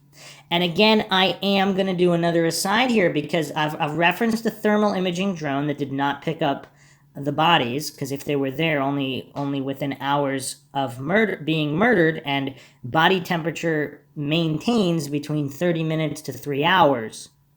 And then it drops between 1 to 1.5 degree per hour. So they would clearly show up on a thermal imaging drone unless the drone was not working. The operator has said it was working very well. He could see all the people and deer even. So the other thing is, would they not find anything during their search in the creek? Now, the area where the bodies were found, again, there are no leaves on the trees. This area is visible from many points. The person who allegedly found the bodies found them from the creek. So they were magically not there until the next morning. Again, I don't know. This information is unknown. I am not alleging something is true or untrue. It's just very curious how nothing seems to add up logically. So the clothing was found in a spot that was previously searched. I don't know what to make of that. Either way, back to the rumors here. So they're stating here this is probably or fully true. One girl was propped up against a tree in a sitting position. One girl had the top half of her body covered with leaves. Blood and dirt under Liberty's nails. Dirt under Abby's nails. Abby's nails badly torn up. One girl has an F carved or burned into her chest. Police believe that Libby had 4 to 5 chances to escape, but did not flee because she was so dedicated to her friend that she vowed to not leave her friend in this horrible state with this monster. In real life, they were inseparable. More uncertain but plausible rumors. At some point, at least one of the girls was stricken with the blunt end of a gun. At least one of the girls had the back of her head badly bashed in with a heavy object, possibly a rock. And again, if some or all of this is true, it does point to more than one perpetrator, because if I would assume, I guess theoretically it's possible an individual could use multiple weapons, a knife, a gun, and a rock, all separately on his victim. I guess that is possible, but a stake was driven vertically into the abdomen of one of the girls from the killer who was standing over her body. This is another persistent rumor that we have made great efforts to refute, but still have not been able to do so. This stake to the stomach is one of the reasons for the consistent rumors that one of the girls was pregnant. It is not known if either girl was in the early stages of pregnancy. However, this is a persistent rumor that we have not been able to refute despite our best efforts to do so. The rumor initially stated that one girl was pregnant, but now it says that the other girl was pregnant. Another rumor is that a part of the attack was set off by the killer becoming enraged when he found out one girl was pregnant. How he found this out is not known, but perhaps she told him in an effort to spare her life. Okay, so I'm assuming this means that the rumors are coming from someone who knows the murderer and he relayed this information. The killer used some sort of strong chemical to destroy any of his DNA left at the scene. The killer used shackles to shackle the two girls together, and he may have used chloroform to knock them out. The girls were posed in the crime scene. Okay, inconsistent rumors. There are inconsistent rumors of whether the girls were sexually assaulted or not. One rumor says they were, and in fact, it goes into some detail about what happened during and after the assault. We will not go into the details of this rumor at the moment for obvious reasons, but the latest rumor, apparently from an excellent source, is that the girls were not sexually assaulted. The bridge man and the suspect, too many coincidences. We believe that the bridge man is wearing boots from the Indiana Packers plant in town. The suspect formerly worked at Indiana Packers for a significant period of time, around the period of the mid-'80s to the mid-'90s. He was employed in the maintenance department where he was employed as an electrician. We believe that the bridge man is a fisherman. The suspect is an avid fisherman, almost to the point of obsession and fanaticism. Although the bridge man is said to be wearing a fanny pack in the bridge photo, he is actually wearing what is called a deer kit. This typically contains scissors, knives, etc. for cutting up the game that the hunter has killed, and the bridge man's pack may have contained similar items. He may have used some of these items to cut up the girls. The bridge man is definitely left-handed. The suspect is also left-handed. Actually, he is ambidextrous, but he prefers his left hand. We know the bridge man is left-handed because he has a left-handed gun holster strapped to his right side with a semi-automatic pistol in it. We know the bridge man has a gun on him, as it can clearly be seen and outlined under his jacket. We believe that the bridge man's gun is either unregistered or stolen. If stolen, we believe he may have stolen it from Ron Logan somehow. If this is true, we do not understand this aspect of the case. The bridge man is bow-legged. The suspect is also bow-legged, probably from extensive horse riding as a youth. This is one reason we favor an Amish or German Baptist connection for the suspect, because the Amish ride horses everywhere. The bridge man is duck-footed, that is, his feet go outward when he walks. The suspect is also duck-footed. The bridge man has an injury to his left knee, which is obvious in the moving images of him walking on the bridge. The suspect also has a serious injury to his left knee, has several deep stitches on it, and sometimes wears a brace. We have a photograph of the suspect's scarred knee and a photograph of the suspect wearing what appears to be a knee brace on his left knee. The bridge man is 50 to 60 years old. The suspect is 52 years old. The bridge man is 5'8 to 5'10 and weighs 180 to 200 pounds. The suspect is 5'8 and when last weighed was 170 pounds, but that was a few years ago, and he seems to have gained weight after his recent release from prison. The bridge man appears to be in good shape for his age based on the way he easily navigates that rickety, frightening bridge. Being an avid outdoorsman, the suspect has been in great shape his whole life, but he has recently developed a paunch as a recent middle-age development. The bridge man smokes and is smoking during the crime. He may also smoke cigarillos, as a cigarillo wrapper was found at the scene. The suspect also smokes, and he does smoke cigarillos. We have a video of the suspect smoking a cigarillo. And, okay, just a quick aside point here with this. Is it possible a rapper was nearby the scene and was at the scene before the girls were put to the scene and has nothing to do with the crime? Again, this is the wilderness. There's rappers and various trash that can be found that's not too far away from trails. So the other thing we haven't really discussed, is it possible someone stumbled upon the crime scene that was not responsible for the crime but didn't report it out of fear, possibly they're a criminal? So it's tough to really account for a lot of these variables. Is it possible someone stumbled across the scene, a criminal, and then they left, and some of the rumors were from this individual that did not want to report it to the police or say that he found it, even though he did, even if he was not involved in the crime in any way? But carrying on here, the suspect was photographed the night before the crime in Indianapolis. We have two of these photographs. In one of these photographs, the suspect is standing next to a white compact car.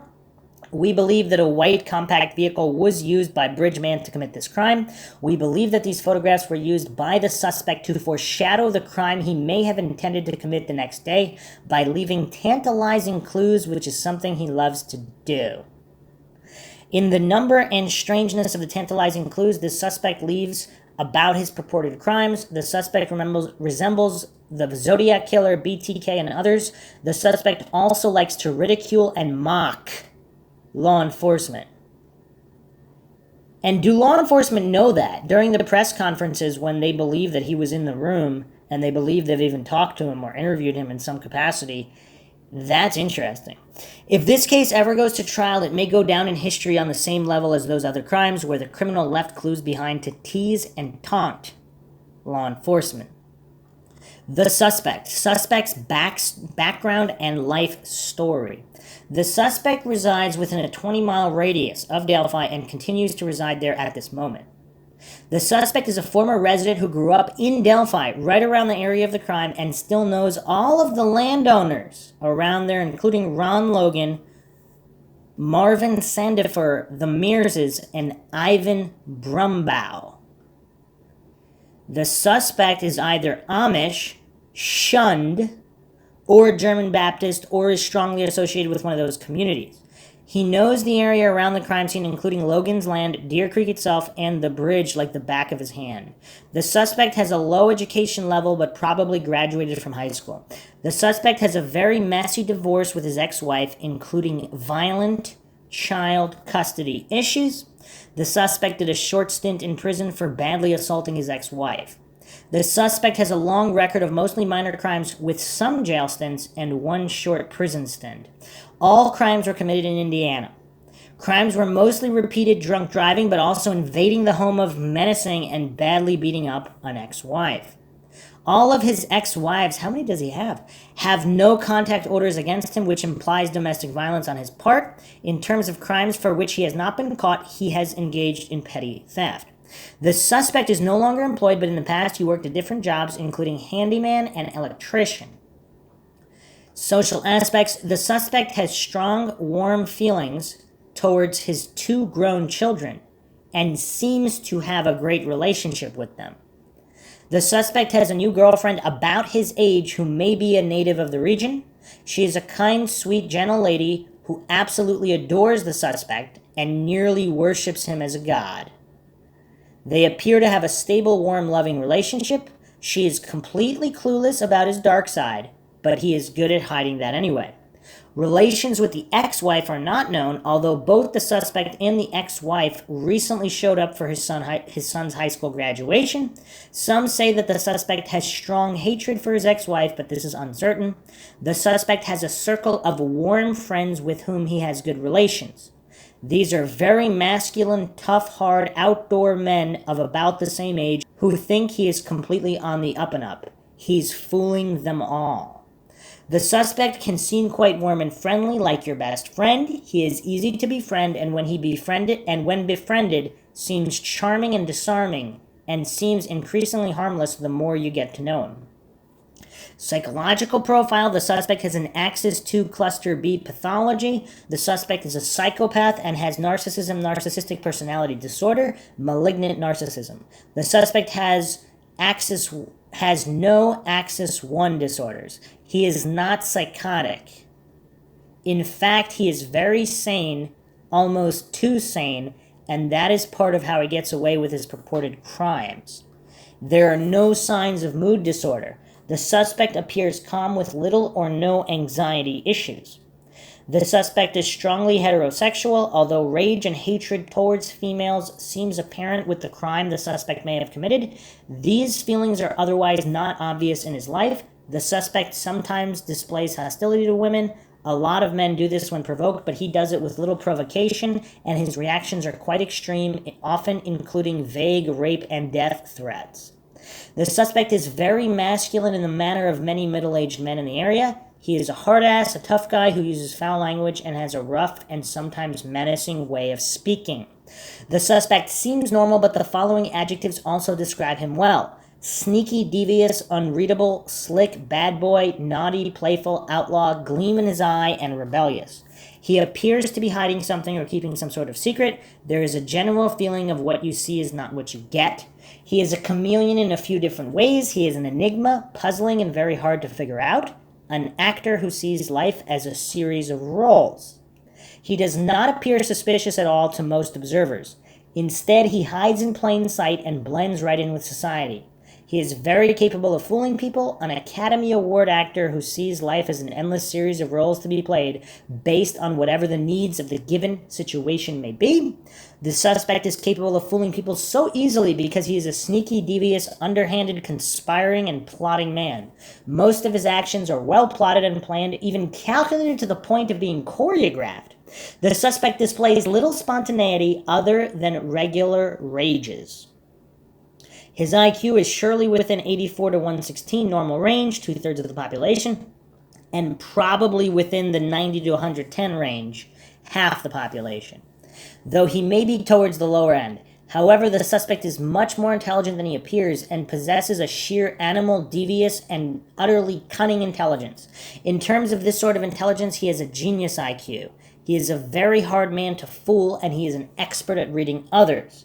The suspect has a violent hair-trigger temper which can be set off at any time with little provocation. Although he has committed acts of serious violence in the past, this temper nevertheless generally takes a verbal rather than physical form and consists of menace, threats, stalking, harassment, terrorizing, and intimidation. The suspect takes little or no responsibility for his actions and blames others for everything. He attacks others and then claims to be acting in self-defense. The suspect is a pathological liar. Truth is mixed in with lies and fabrications to the point where he believes his own lies and even gets caught in them. Reactions when caught in his pathological lying are temper tantrums, rage, ranting, and veiled threats via angry and menacing language. In his court cases, the suspect engaged in shameless pathological defensive lying and blaming of others. The suspect has the following life themes: you can't win, they've got it in for me, life is a game, I'm fooling them. Suspect verbal style. The suspect has a versatile verbal style and can seem sentimental, poetic, moving, and even philosophical. He is capable of fooling people into thinking he is a person who cares deeply about life's small and kind wonders. Verbal defenses are denial, rage, rants, and especially redirection. Other defenses include an excellent ability at distracting people and directing attention away from what is important. For this, he utilizes red herrings, irrelevancies, redirection, minor details, fussing, wrong turns, wrong directions, wrong way streets, red herrings, and misdirection. He also uses countless aliases and even steals identities to make new aliases. The suspect is also a storyteller and likes to tell long, rambling, colorful Mark Twain-style stories that tell it like it is about what seem to be ordinary people in ordinary communities, but in fact are anything but that. He can be quite entertaining in this role. He turns off some who find him a quasi-literate blowhard, but others find him quite entertaining as his stories could be seen as charming. The motivation for this crime is hard to figure out, but we suspect it may be similar to many serial killers. Although there is no evidence yet that Bridgman has killed other people, he certainly may have. Hence, we believe he is a serial killer type instead of a serial killer. In that case, the motivation for the crime is of a sexually sadistic, psychopathic serial type. Appearance, lifestyle, habits, beliefs, opinions. The suspect has one large tattoo on his upper right front shoulder. We do not know what this is a tattoo of. Lifestyle. The suspect has some sort of gang ties with the Aryan Brotherhood, possibly as a result of his incarceration. We have photographs of the suspect throwing Aryan Brotherhood gang signs. Nevertheless, we have little evidence that he is a white supremacist, and on his Facebook page he comes across as an anti-racist, even a coastal liberal variety.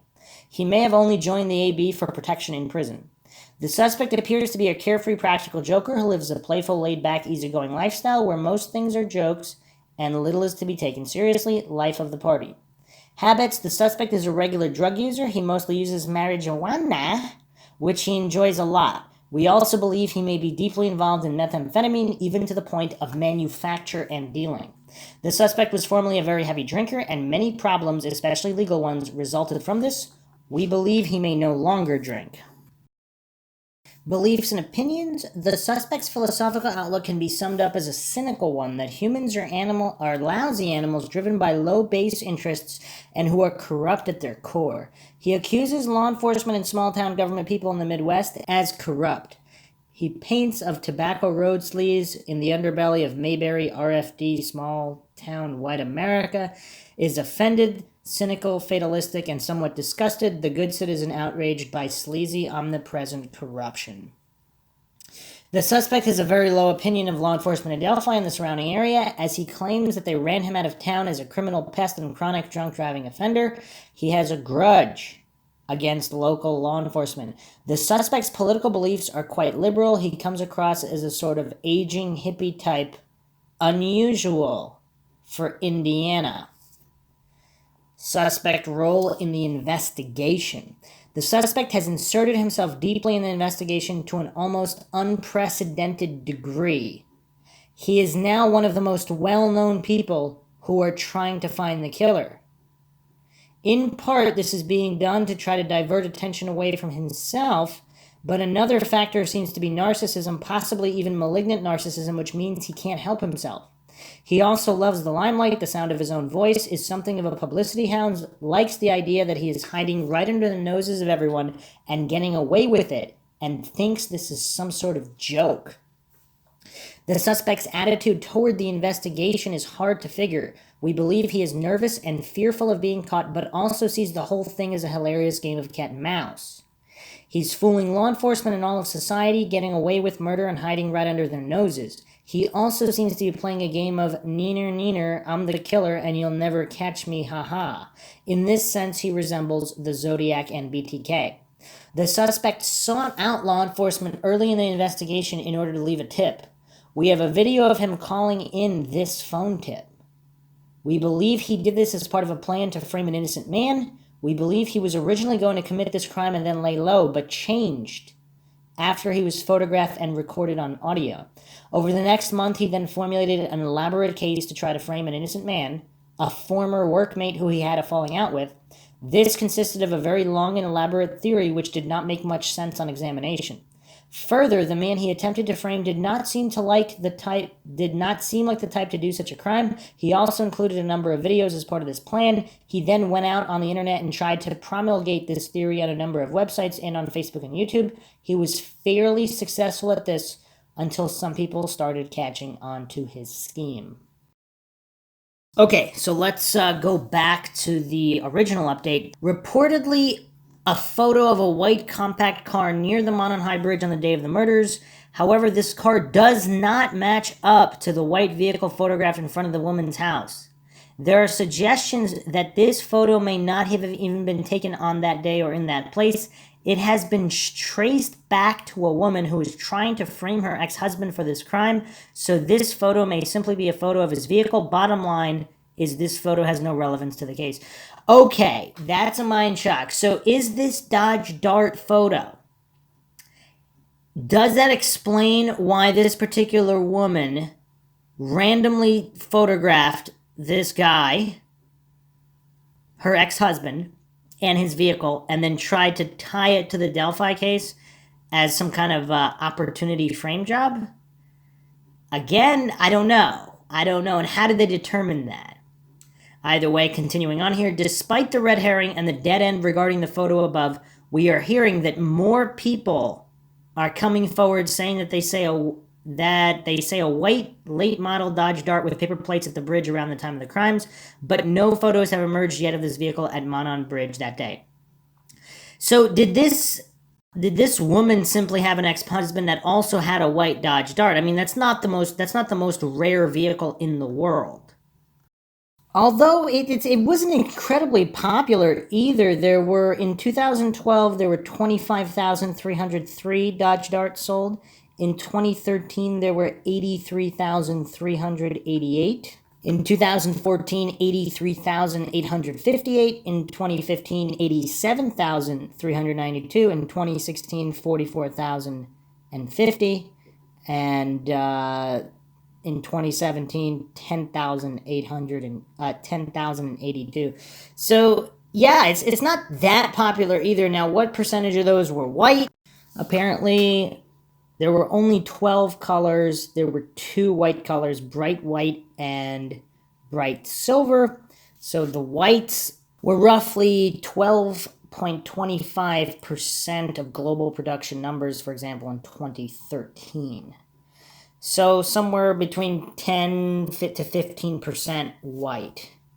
So yeah, it's not the rarest car, but it's also not a Camry or Corolla either. So yeah, I mean, I don't know. Maybe there's something there, and it's definitely worth pursuing. It's rare enough to the point where there might not be tens of thousands of them or even thousands of them. I mean, there's probably a limited number of white late model Dodge Darts in the Delphi area at the time.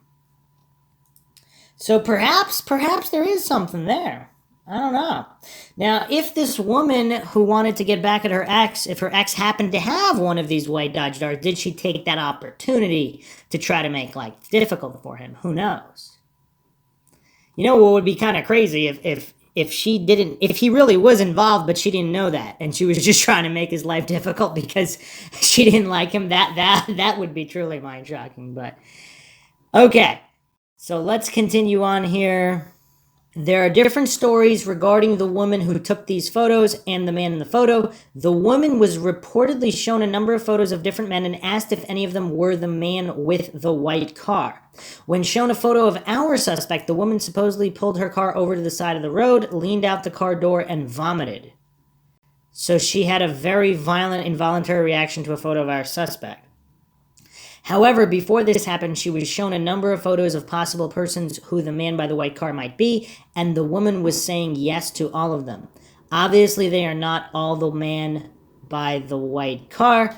Unfortunately, this witness has serious credibility issues. Okay. More about the home where the photo was taken. Unfortunately, this woman's home and life's involvement in this tale is not over. The day before the killings, 2 persons came over to visit her daughter. These persons... Okay, the 2 picked her up and took off to go to the woods by the bridge supposedly to cook up methamphetamine. Okay. All right, so if this is all true, is the coincidence stack kind of crazy?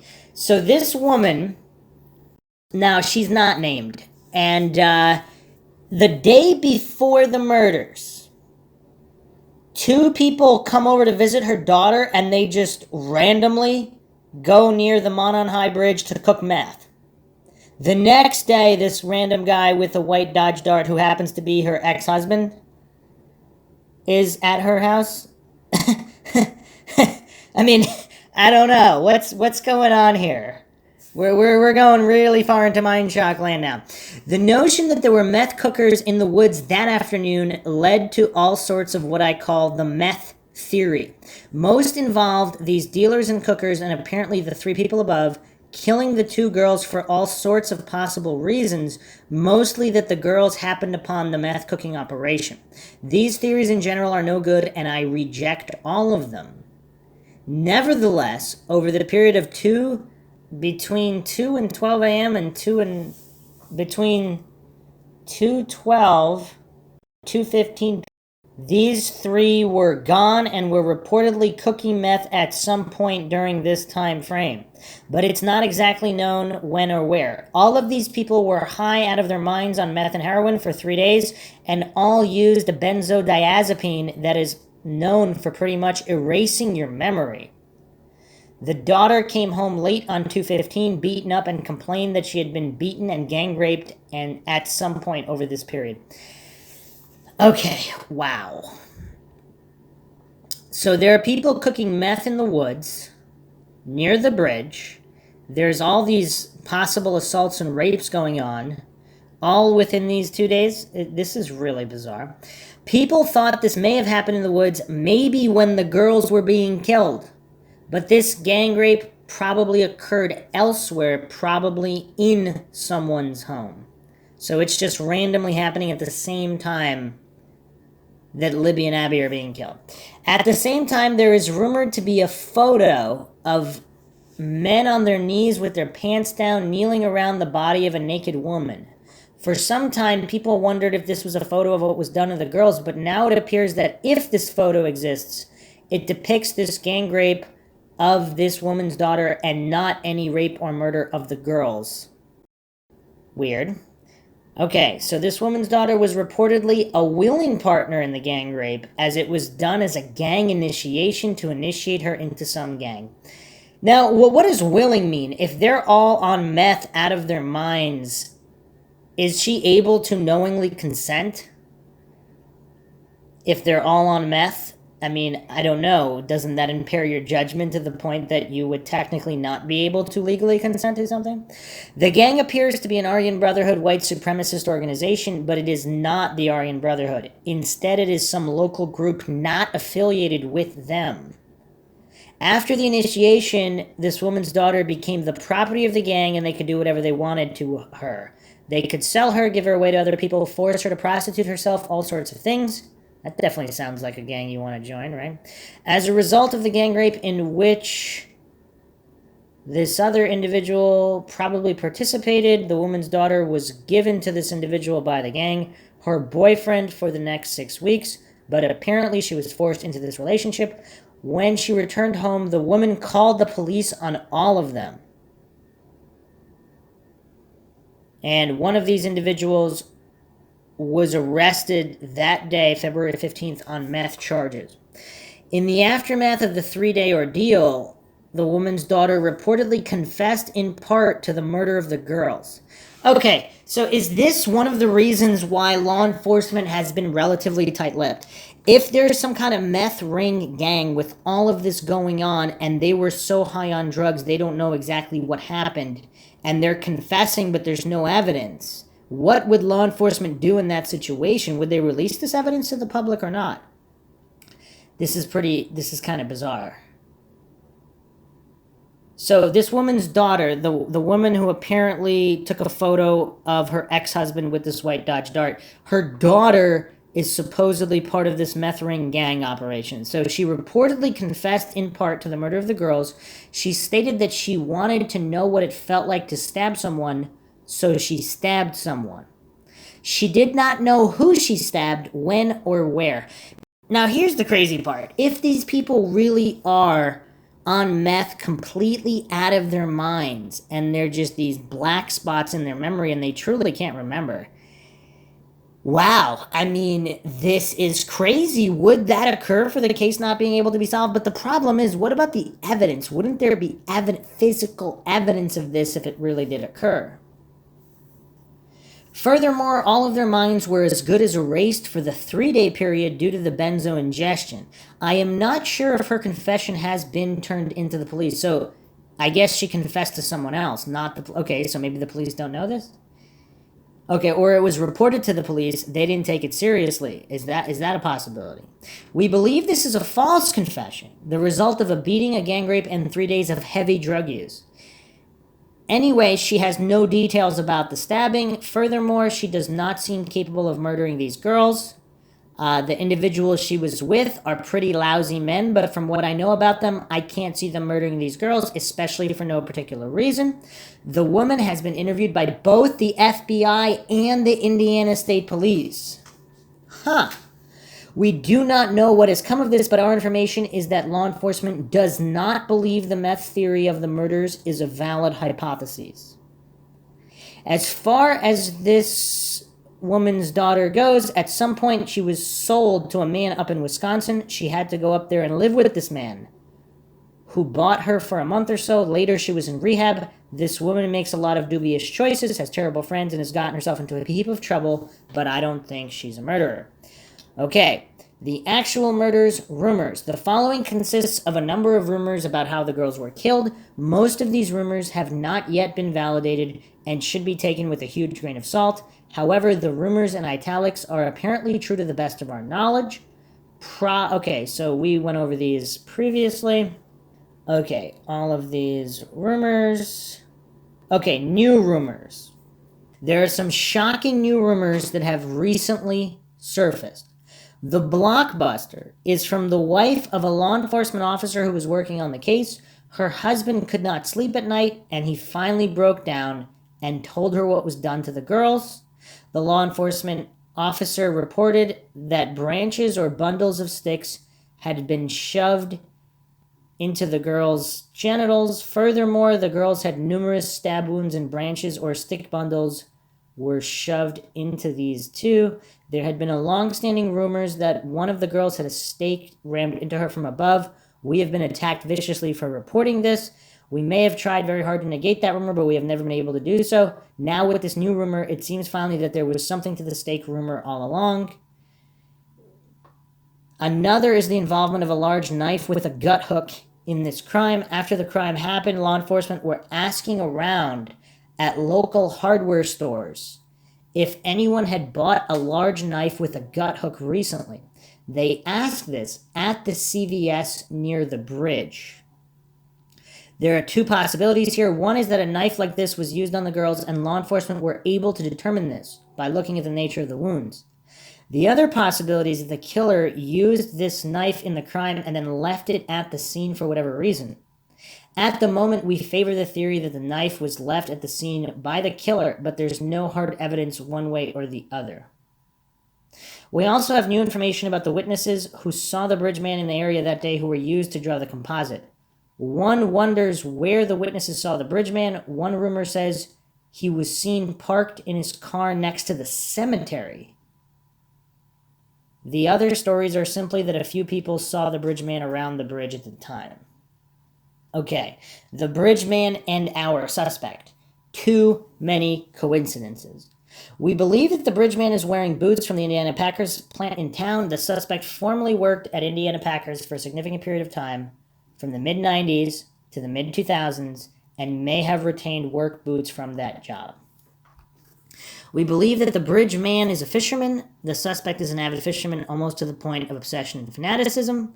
The bridge man is definitely left-handed. The suspect is also left-handed. Actually, he's ambidextrous, but prefers his left hand. And we actually went over all of this info of their suspect. We believe that the bridge man's gun is an M1911 early model pre-1986. As far as how this gun was acquired, one theory is that this gun was purchased also from the Amish, as they have many such guns available for cheap. The other possibility is that Bridgman stole this gun from Ron Logan of all people. In December, Logan had many guns stolen from his house by a young druggy woman he had living there. If this gun is stolen from Logan, it may be from this heist, as no doubt these stolen guns were distributed around. We are not sure at the moment which of these two theories is true, or even if either of them are. However, we believe that the type of model number and year is correct, and the ultimate provenance of this gun may well have been via a purchase from the Amish. As you can see above, the Bridgman has 3 different objects that we believe may have been purchased from the Amish. We believe that the Bridgman has some connection to the Amish community. He is either Amish himself, possibly shunned Amish, or he grew up around the Amish and German Baptists and knows them very well. Indeed, we believe the Bridgman grew up in Delphi, not far from where the crime occurred.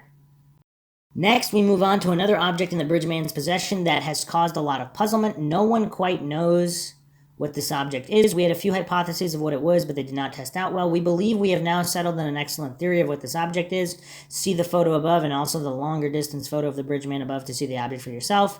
It is definitely there. It is a strange rectangular object that is somehow strapped to the bridge guy's left pant leg.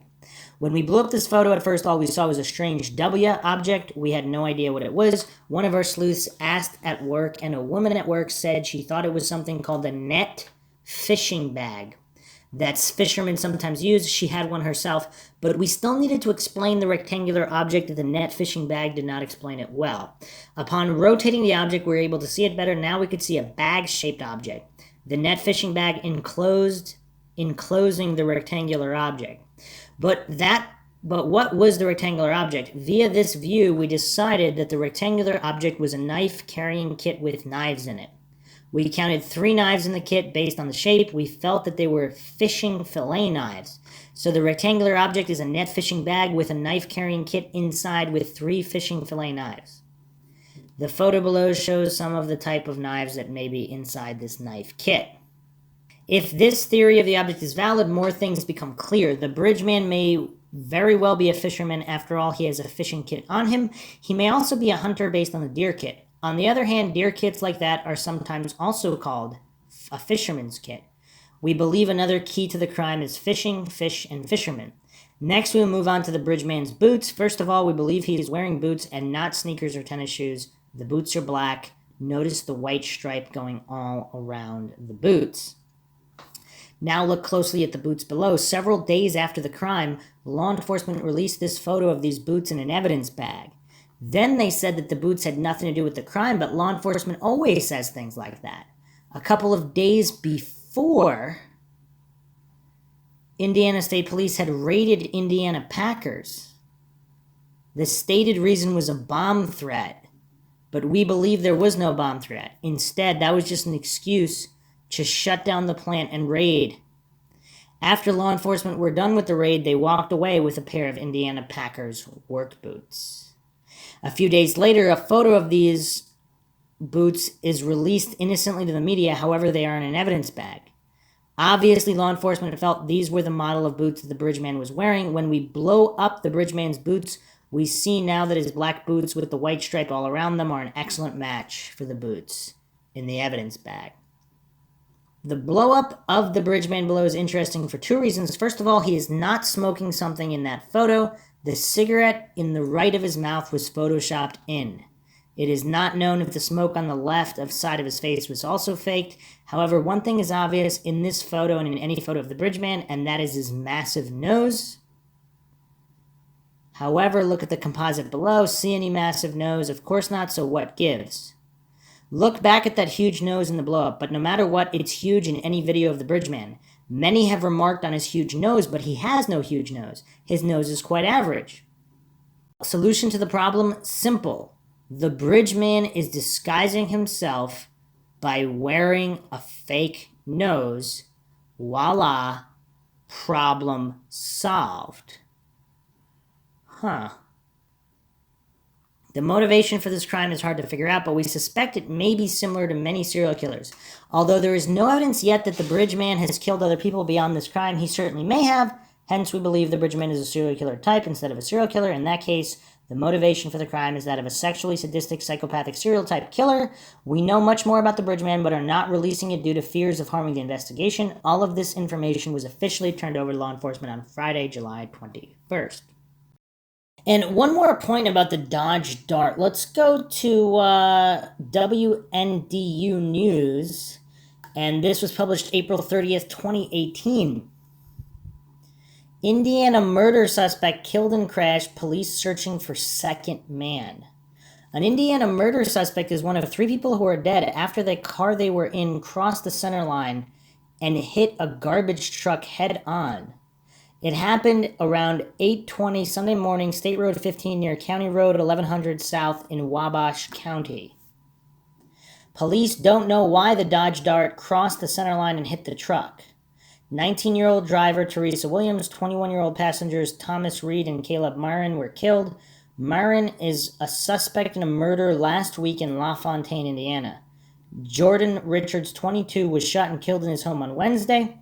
One of the guns stolen from his home was found in the Dodge after the crash. Now police say the other murder suspect is still on the loose. Corey Kelch, 22, is considered armed and dangerous. He is 5'8", weighs approximately 125 pounds, brown hair, brown eyes. If you see him, call the police. And it doesn't say whether this was a white Dodge Dart or not, but it's just curious. Again, we went over the production numbers. This is not like a random Toyota. I mean, this Dodge Dart is not one of the most popular vehicles. If this one was white, is it possible it's connected to the other Dodge Dart in the Delphi case? And again, some people are alleging it might be a red herring, but again, we really don't know. Okay, so continuing to Robert Lindsay's newest posts here. This is April 13th, 2021. So a little over a month ago. Stunning rumors about the murders and related matters now officially proven. And this is, of course, if you take his word on things. And if I didn't do the disclaimer earlier, I mean, this guy clearly has some psychotic tendencies. I do not recommend reading most of his other blog. It is just, it's really bizarre. Really, really bizarre. But what's strange is some of what he's writing here about Delphi is corroborated in other places, as a very small portion, but still. So if he really does have this law enforcement source, again, his law enforcement source might be giving him information that the source believes to be true, even if it's not. We have to keep that in mind. So he also rants endlessly about how he is perceived by others. I mean, clear issues here, mental issues. But people should listen to me, which they never do. I mean, again, it's crazy. But he is, these are his comments on even his own suspect, Mr. X. Okay, finally, after 4 years, acquisition of good law enforcement sources, it turns out that we have acquired a sleuth who is a former detective. He's bored and has nothing to do, so we recruited him to sleuth for us. He is happy to do so. He has connections with current law enforcement officers in Indiana. We are not sure if we should say where, but they are not in the town of Delphi or in Carroll County. Yes, insane, discredited liars like us have former detectives as part of our team. And again, we really don't know if Robert Lindsay's story about his 200 plus members of just this private sleuthing is even correct. But out of all the individuals out there, it's not hard to believe that approximately 200 individuals, I mean, there's Facebook groups with more than that, people that are kind of sleuthing, so to speak. So again, I don't know which way this would more likely be. We sent him off to dig into Mr. X. He went away for a bit and came back a while later with proof from law enforcement that some of the things we have been reporting as rumors here are absolute fact. We do not believe his Indiana law enforcement connection are working on the case that we are aware of. Instead, they are law enforcement street officers, but they have learned a number of things via the law enforcement grapevine. We would like to point out that we have finally some very good sources. You can't do better than law enforcement, and have acquired case documents we have been looking for 4 years. Many more of the things we say in our articles are going to be shown to be true because our sources have gotten so much better. Hence, the speculations and rumors will rest on a more solid and factual basis. As time goes by, we get more and more correct on here as we start filling in the blanks of the jigsaw puzzle. We have worked closely with law enforcement in the past. A few years ago, an Indiana State Police detective contacted us and asked for everything we had on a suspect they were looking into. We went down the rabbit hole about this man for 2 to 3 years, but we finally decided while he's an awful person, he didn't kill those girls. In the past, a local sheriff's deputy in a county near Delphi was one of our most active members, particularly with graphics. He was hiding incognito. And again, I'm not sure how much Lindsay believes in law enforcement corruption, but he was stating that this individual, there's a lot of different theories. One of them is this individual's alibi is, in fact, Delphi law enforcement. And that other Delphi law enforcement are skeptical of this particular law enforcement officer that provided the alibi for the individual in question. So yeah, there's a lot of madness going on. Okay, Mr. X is innocent until proven guilty. I am not revealing the name of the main suspect here and will only refer to him as Mr. X. I also request all commenters to also refer to him as Mr. X. I do this as a simple measure to try to protect his identity. I do not feel comfortable using his initials or certainly his name. I do not want to see this man or his family harassed in any way. Do not harass or bother this man or his family in any way, shape, or form. No one knows if he did this crime or not. Maybe he did, maybe he didn't. Now, that is a sign of objectivity, which is more than what can be said with other podcasters, commentators on this case. Yes, this man is the prime suspect at the moment, but that doesn't mean a whole lot. Twice in the Evansdale murders, law enforcement thought they were certain that they had the right man. Twice they were wrong. They have thought they had the right guy several times in the Zodiac case, but all of the suspects fell through. And that's another interesting point there. A lot of the coincidence theorists and the authority-worshipping cultists, they just hang on every word of law enforcement, completely ignoring how often law enforcement is wrong. Just because law enforcement said ABC doesn't mean it's true. XYZ could be true, especially when law enforcement has so many different options and they move it forward as if it were the truth. Of course, there's a lot of innocent people in prison, or innocent for the crimes they were accused of. Maybe they were guilty of other crimes, but yeah, it's madness all around. Mr. X is not even at the person of interest stage in this case. Person of interest is a much higher standard than unnamed suspect, and he hasn't even risen to that level yet. No one knows if Mr. X is guilty or not. I happen to think he probably did it, but what do I know? Law enforcement doesn't have much in the way of good, solid evidence against Mr. X at this time. They have enough suggestive evidence to make them think he did it, but if you look at the nature of their actual evidence, it's awfully thin. In fact, the rumor, and a long-standing one at that, is that law enforcement simply does not have enough evidence against Mr. X to take the case to court. DAs require a very high standard of evidence to bring a homicide charge against someone. If the DA does not think he has enough evidence in a homicide case to win in court, they won't take it to trial. At this point, they don't even have enough for an arrest. Say, for instance, law enforcement arrested Mr. X and charged him with the double homicides of these two girls. If they tried to take it to court, I am almost certain that the judge would throw it out before it even got to the trial stage. The judge would say, you don't have enough evidence against this man to take this case to court, and throw it out of court. That's very embarrassing.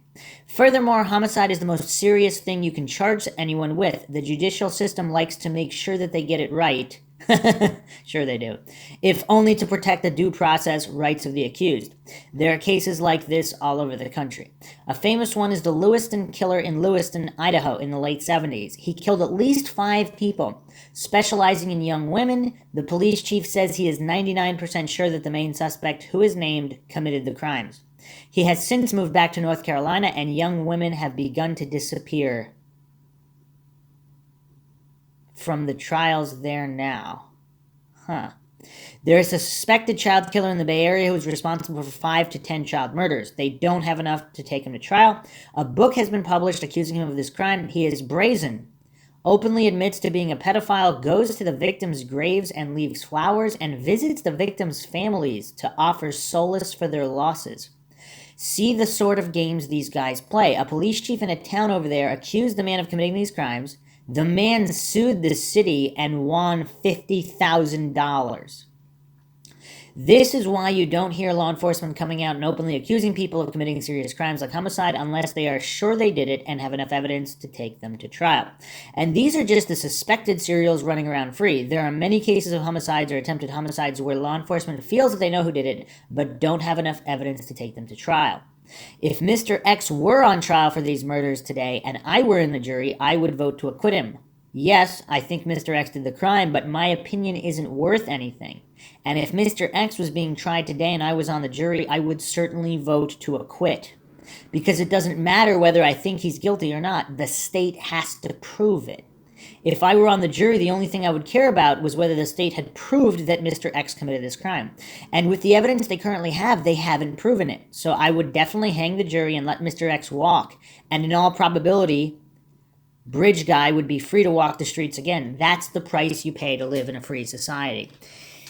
Wow. Okay, very interesting there, but it is curious that Robert Lindsay, not that he would actually do this if he was on the jury, we really don't know, but he says he would. So he does have a clear understanding of how the court system works, which again is a bit more than we can say about a lot of other people. Time to give up on all these POIs. This is just getting ridiculous. No one has to believe me when I tell them that law enforcement has a suspect who they think committed the Delphi murders. Maybe he did, maybe he didn't. Maybe law enforcement is wrong. They've been wrong many times before in cases like this, particularly in sex murders of little children. They often have their eye on one suspect for a long time until it turns out he's no good. Anyway, I think there are a number of suspects that ought to be put to rest. Ron Logan. Enough already, give it a rest, damn it. How many times has he been cleared? 242? Maybe we need to clear him a 243rd time, then just to make sure.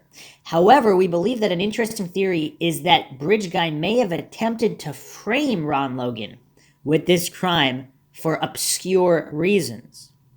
Bridge Guy was dressed in clothes similar to what Ron wore, and he took the girls to Ron's land and killed them there. Now that is a curious point, because the people that really believe Ron Logan did it, would Ron Logan be that dumb though? Because to wear those clothes, to kill him on his property, it does seem like it makes more sense that someone would be trying to frame him than him being the perpetrator. Unless, of course, there was some kind of situation where he and another criminal planned to take them elsewhere, and something happened and there was a falling out with Ron Logan, and then they tried to frame him, and he really was involved in the crime, because then that could sort of make sense. But again, unless he has a split personality, something like Stephen Avery, that's trying to frame himself, it seems unlikely that Ron Logan would himself leave the bodies on his own property. Mike Patty, just stop, okay, he's innocent, leave the poor man alone, for God's sake, hasn't he suffered enough? No, he didn't kill his own granddaughter, damn it, come on, people. Now, Mike Patty's a little bit more curious, everything from his behavior, to his look, to even supposedly bodily injuries that he had on his person in the day after the murders occurred. And there's a lot there, and supposedly he is not Liberty's relative by blood. Okay. Becky Patty, obviously they're not accusing her of the homicides. The accusation is that she knows something or knows way too much and is covering for someone, presumably the killer. I doubt it. No one's been hurt by this case more than Becky Patty. It's as if she took the grief of a whole town under her breast and pledged it to suffer for them all, Jesus-like. Not quite sainthood, but getting there.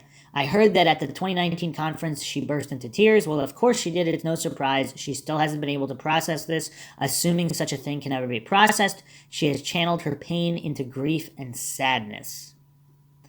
Others close to the victims, who I will not name, have channeled their grief into rage and lashing out at everyone around them. It's an understandable reaction, but they're still not pleasant to be around. This person is externalizing their pain into rage and projecting it outwards pretty much at the world. I won't reveal who I am talking about here, although it should be obvious. I will say that Libby's birth mother has also dealt with her loss by turning rageful. Both of these people were probably ragers before, so it's not like they did a U-turn. And how would he even know this? This is why people accuse him of just being a complete psychotic. Robert Lindsay, of course, is who I'm reading right here. Of course, we empathize with their losses, but sympathy wears thin when someone is screaming in your face. Let's hope they find some peace. I mean, is he speaking from experience here? Has Robert Lindsay himself approached these people? He said he didn't, but again, can we trust him? Becky Patty is internalizing her pain and putting it outwards, which is at least more pro-social. Someone like Mike Patty may be dealing with the pain by disassociating, as we men do. People think we are stoic, but really we are disassociating. The feelings are there. You push them, shove them out at others, or disassociate them into the ether, or better yet, your subconscious. Everyone's got their style. Whatever gets you through the night. The last person on earth to protect the killer is poor Becky Patty. God bless her mortal soul. Derek German, Libby's father, meth dealer, convict who served time in prison and supposedly ratted people out to get a lower sentence. He has dealt with his grief with silence and hiding himself away. I don't know this man very well, but he wasn't in on this crime.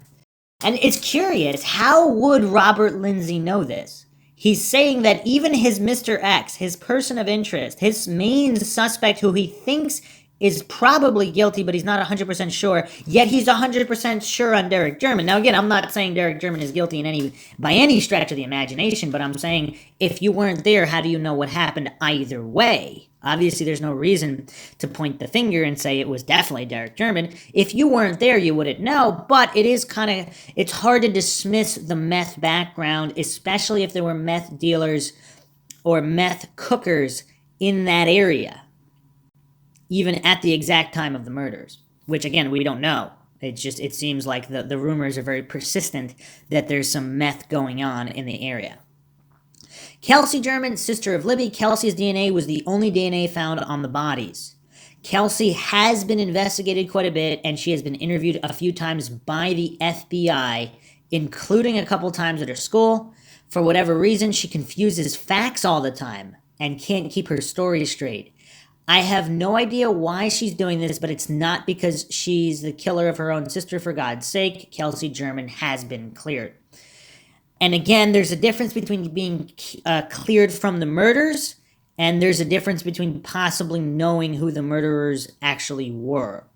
Is it possible Kelsey knew someone associated with the crime, possibly not even knowing that they knew that they executed the crime?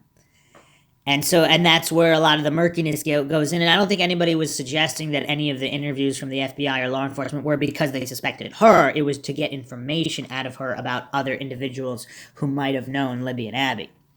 Okay, flannel shirt guy probably shouldn't use his real name, but he's on everybody's suspect list. Again, I went over this on the previous Mindshock episodes as well. He was one of the original witnesses who saw Bridge Guy and gave a description.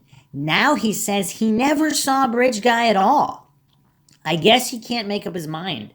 He's also thoroughly lawyered up and he's not saying a word. I get it. He's a greedy businessman with dollar signs and fluttering eyes that sound like clanging cash registers every time he blinks. His favorite color is green, like the woods, like the loot. Hey, it's a capitalist country, right? The theory is that he was in on these murders for mercenary reasons such as malign desire to purchase Ron Logan's land. Sure, he's a greedy businessman, but I doubt if he's that greedy. I have seen quite a few photographs of this guy, no doubt of the lousy good old boy network. So much evidence in this blighted town. Just looking at him, I can't see him being in on this, but I had the same feeling when I saw a photo of mild-mannered, middle-aged, frumpy, beer-bellied Mr. X, family man and loving father extraordinaire.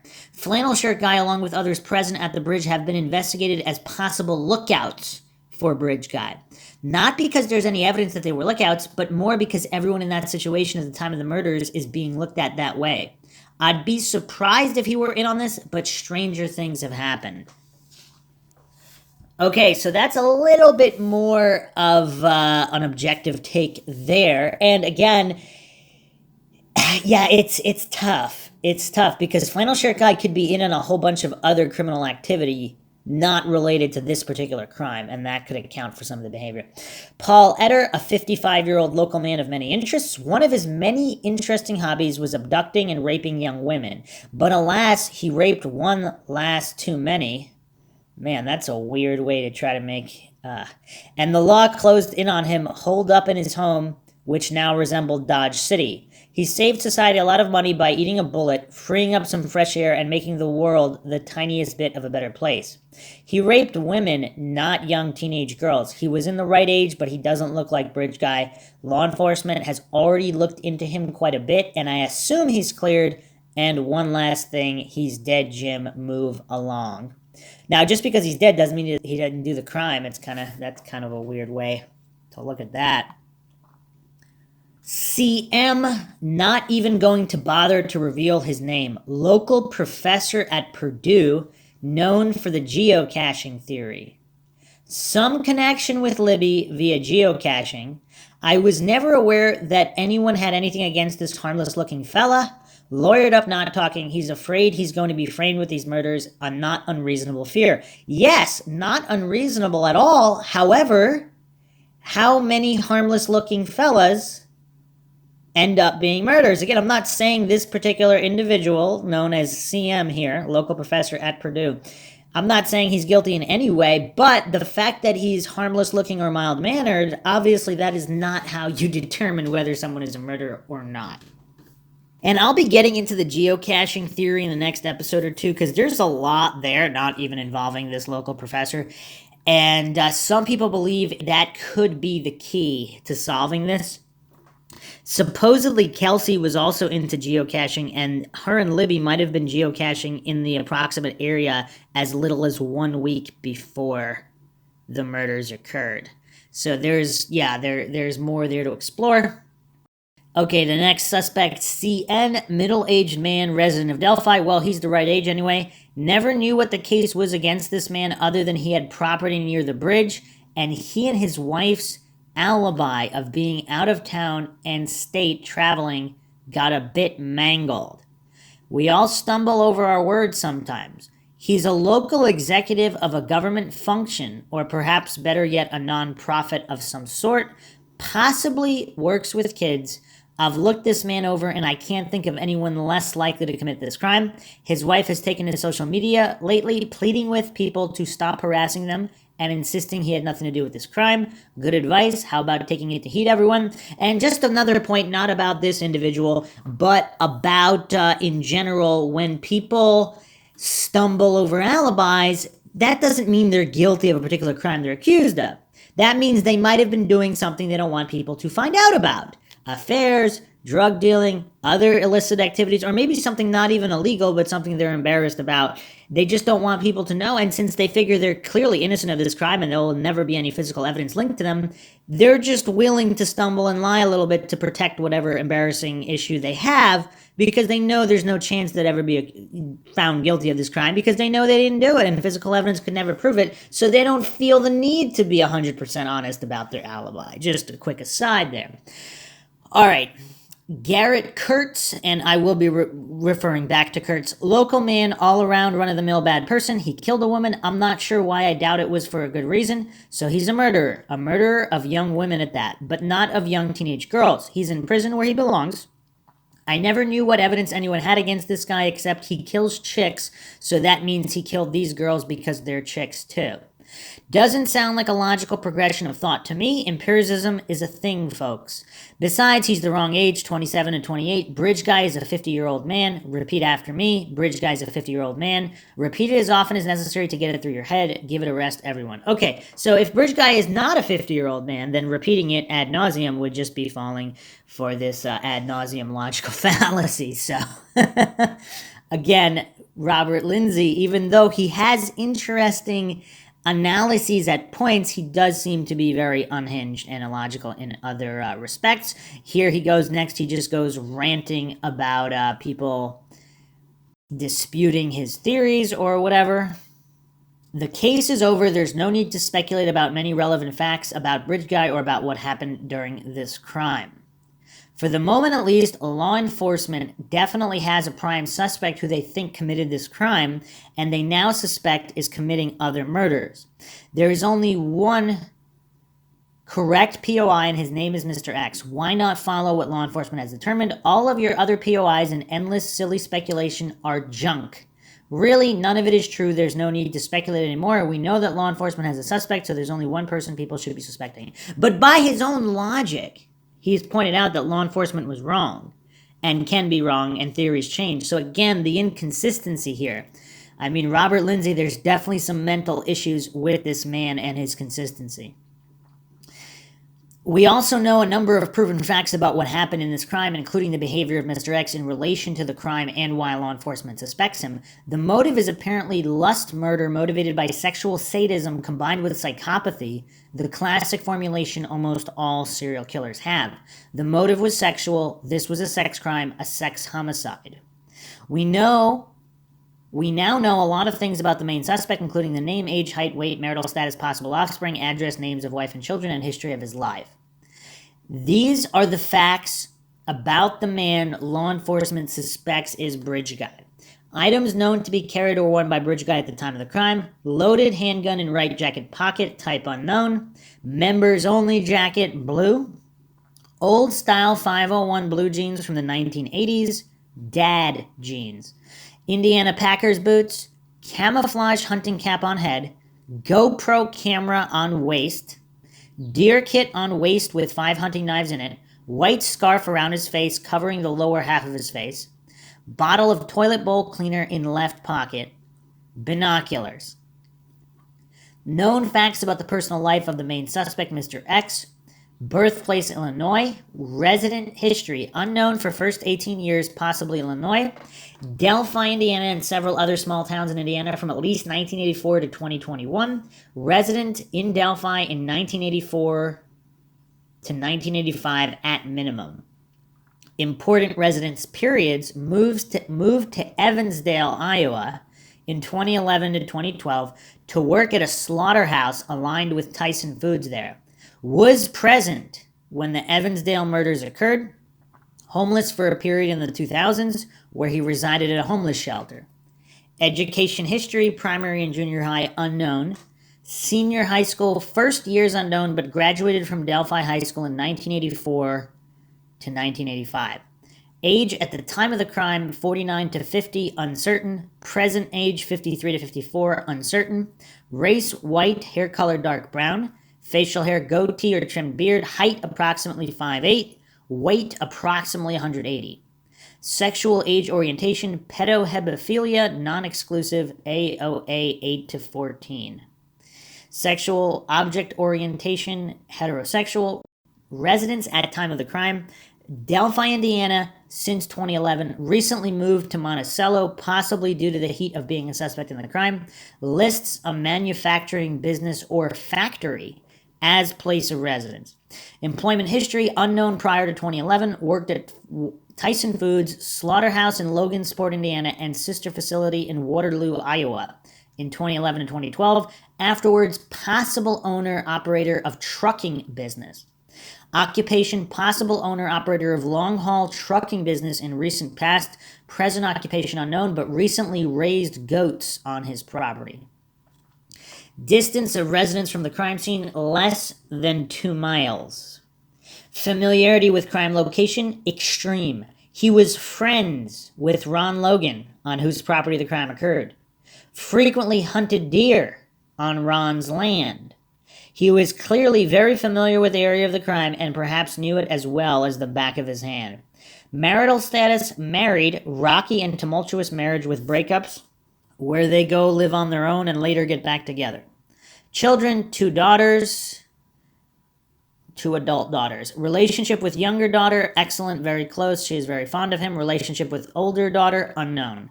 Important friendships: very casual friend of Mike Patty, father of one of the girl's victims. Possible Harley buddies: friends who ride Harley Davidson motorcycles, as Mike is an avid Harley rider. There is a rumor of a falling out between the 2 men at some time before the crime. What that has to do with anything is not known. Hunting partner of Anthony Greeno, podcaster who has reported on the case avidly. So Robert Lindsay is saying that Mr. X is the hunting partner of Anthony Greeno, friends with Ron Logan, and a casual friend, I guess more of an acquaintance type, of Mike Patty. Hobbies: raising goats, riding and fixing up Harley Davidson motorcycles, very avid deer hunter. Specific information about the crime scene confirmed to us by the police.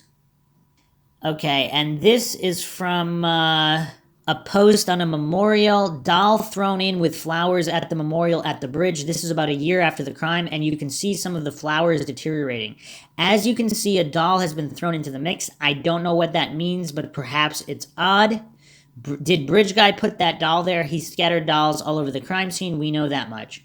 And this weirdness with the dolls. I mean, these are all rumors, of course, but again, if you haven't checked out the JonBenet Ramsey podcast series on Mindshock, check that out. I haven't gotten to the doll situation, but apparently there was a lot of mysterious incidents with dolls in regarding to the JonBenet Ramsey case and one particular POI, possible suspect in that case.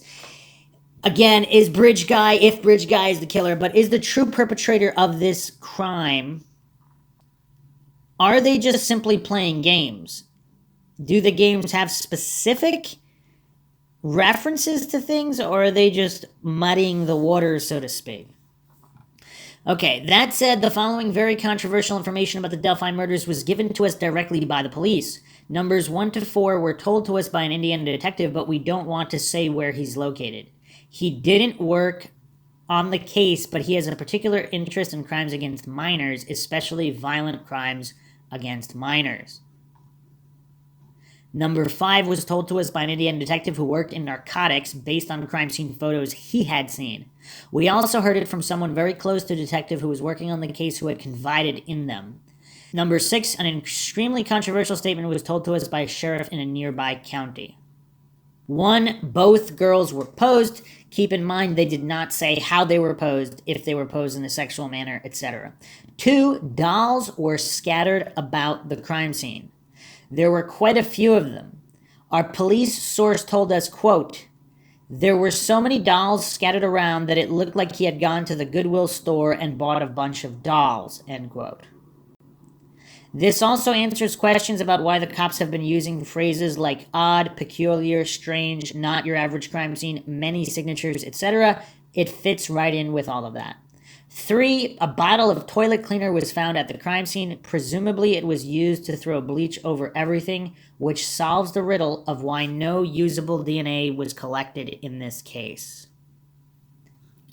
4, the girls were violated with inanimate objects. 5, sticks, twigs, and branches were jammed into the girls. Presumably, this is what the violated with inanimate object statement above refers to. The source is a narcotics detective in Indiana and a close associate of a detective working on the case.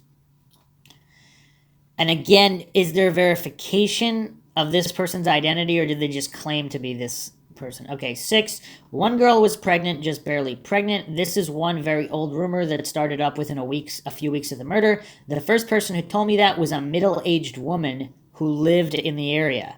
Just saying that for anyone who accuses me of making this up, this rumor just would not die. It kept popping up over and over, so I had to keep reporting it. We were never sure if it was true or not, so it was always just another unverified rumor. I didn't want to bring this rumor up because I've caught so much crap for it, but I felt I had to because an Indiana law enforcement officer affirmed to us that this rumor was true. But how would the law enforcement officer know if it was true, or it was true that it was said? If police had not verified this rumor for us, I wouldn't be... Are they verifying that it's a rumor? Or how would they verify that if it was true? So it was indeed a rumor and someone did indeed report this to the police. Is that what Robert Lindsay is alleging? Because how would they know if it was really true or not? I wouldn't be bothering with it because it's brought me nothing but trouble, but when we get information straight from the police, we feel we must report it. This is not a rumor I relish reporting, trust me. His exact quote was, quote, one of the girls was in the early stages of pregnancy, end quote. He did not state which girl it was, and we are not sure ourselves. Or is this information from the coroner's report? We have an idea which girl it might be, but until we can get a good source on that, we are not going to upset people even more by naming the girl. We think that if this rumor is true, one of the girls was 6 to 8 weeks pregnant, when pregnancy is hard to diagnose but can be confirmed on autopsy. Specifically, there will be a thickening of the walls of the uterus that can be determined at this time. All guardians of the girls seem to think this would be impossible based on these girls having almost no experience with males.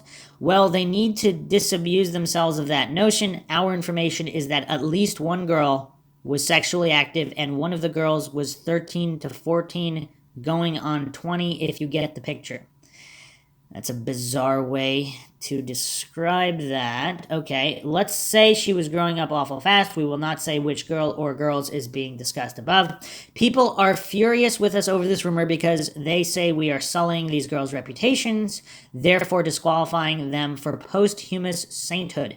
We do not feel that inexperienced 13 to 14-year-old girls have some sort of purity that can be dirtied, nor do we feel that a girl this age sullies her reputation by engaging in PIV sex.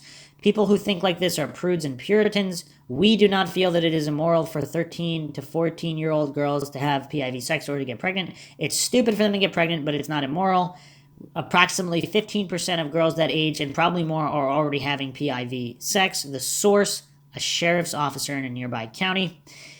Now, is Robert Lindsay, when he's saying we, is he speaking for all 200 people that are supposedly part of his sleuthing group? Because that's just really bizarre. Again, this guy seems to be quite mental in a lot of he's pretty mental. Specific information about the crime confirmed to us via official case documents in our possession. For more information on these documents, see the special section below where their nature and provenance is explained. Although we only have photocopies of these documents, we believe they are genuine. The document list is a number of items that law enforcement is looking for in this case. A pair of binoculars. This lines up nicely with Lee Kerr's testimony where he said that Bridge Guy used binoculars in this crime. Photos, videos, cameras, video cameras, and film. In other words, law enforcement are convinced that Bridge Guy filmed or videotaped his crime. The only way they could know this is if the rumors about Bridge Guy sending photos or video of the crime to one of the girls' phones after the crime occurred are true. So the rumor that he filmed the crime and sent the film to a victim's phone is proven. This proves more of Lee Kerr's testimony where he said Bridge Guy sent photos or video to one of the girls' phones after the crime. Wow, that's really bizarre. So again, I don't know how Lindsay has verified this information. He's saying it's true. Again, is that because he took the word of someone else claiming to be an official source who's not an official source and they made it up? Or it's just another uncorroborated rumor through the grapevine? However, does it make sense from the statements from law enforcement that they have video or audio of the entirety of the crime and it wasn't from one of the girls recording it? It was from either whatever. Everybody's using the word Bridge Guy. I'm going to use perpetrator because if it's not Bridge Guy, but it could be Bridge Guy. Again, we really don't know if there were multiple people involved. Either way, if the perpetrator had filmed the crime and then sent the video, I mean, that's really insane on so many levels. I mean, this is truly a very unusual crime in no matter, I mean, however you look at it. 43 seconds of audio. It is interesting that they are looking for precisely 43 seconds of audio. Law enforcement must know that Bridge Guy recorded 43 seconds of audio, presumably of his crime. But how could they know this? Only if he had sent this much audio to one of the girls' phones after the crime. Huh. Weird. So is it possible that Libby did not film or record this, and this is all coming from Bridge Guy? And he sent it to her phone to taunt law enforcement? A handgun in order to do ballistic tests on it. This means that they have at least one fired cartridge. Bridge Guy must have fired his gun at some point in this crime. The rumor that there was a spent cartridge at the scene is therefore confirmed. And again, this is Robert Lindsay's language. Confirm this, confirm that. I don't know how he can consider any of this confirmed, but again, this is his blog, beyondhighbrow.com. Knives, he is wearing a deer kit which contains 5 different types of knives. Clothing soaked in blood, seen and unseen. This blood will probably not come out with the wash. The documents state that the wound to Libby was so brutal that the blood spatter would have been dramatic, drenching the killer's clothes in blood. And again, this is why some people believe that the perpetrator and or perpetrators did not walk back out through the trails because it would have been too obvious. Specific mention is made that the girls were abducted at exactly 2:13 p.m. The crime occurred on February 13th, or as you can see, the numbers are the same. People are saying this is a coincidence, but apparently law enforcement does not believe it was coincidental. Okay. I'm not going over the aspects of the crime scene not verified. He goes into some really weird stuff with the crime scene. Rumors that are now confirmed via Indiana law enforcement. Again, this is Robert Lindsay claiming this. I have not seen any official proof that Indiana law enforcement has confirmed anything at all that Robert Lindsay has been saying here. Law enforcement believes Mr. X is bridge guy. Via our detective source in Indiana, law enforcement has a main suspect in the Delphi murders, Mr. X, and the case is focused on him. All other POIs are pretty much dropped or cleared. However, it is still not clear that Mr. X did this on his own, or if someone helped him. Law enforcement would also be interested in anyone who may have helped Mr. X after the crime, perhaps burning evidence or whatever. It is important to note that you are under no obligation to tell the police anything. I could know that some guy was a serial killer with 10 victims, and I don't have to go to the police. He could have even confessed to me, but I am still not under obligation to tell the cops. The one thing I cannot do is help him get away with his crimes, that is, be an accessory.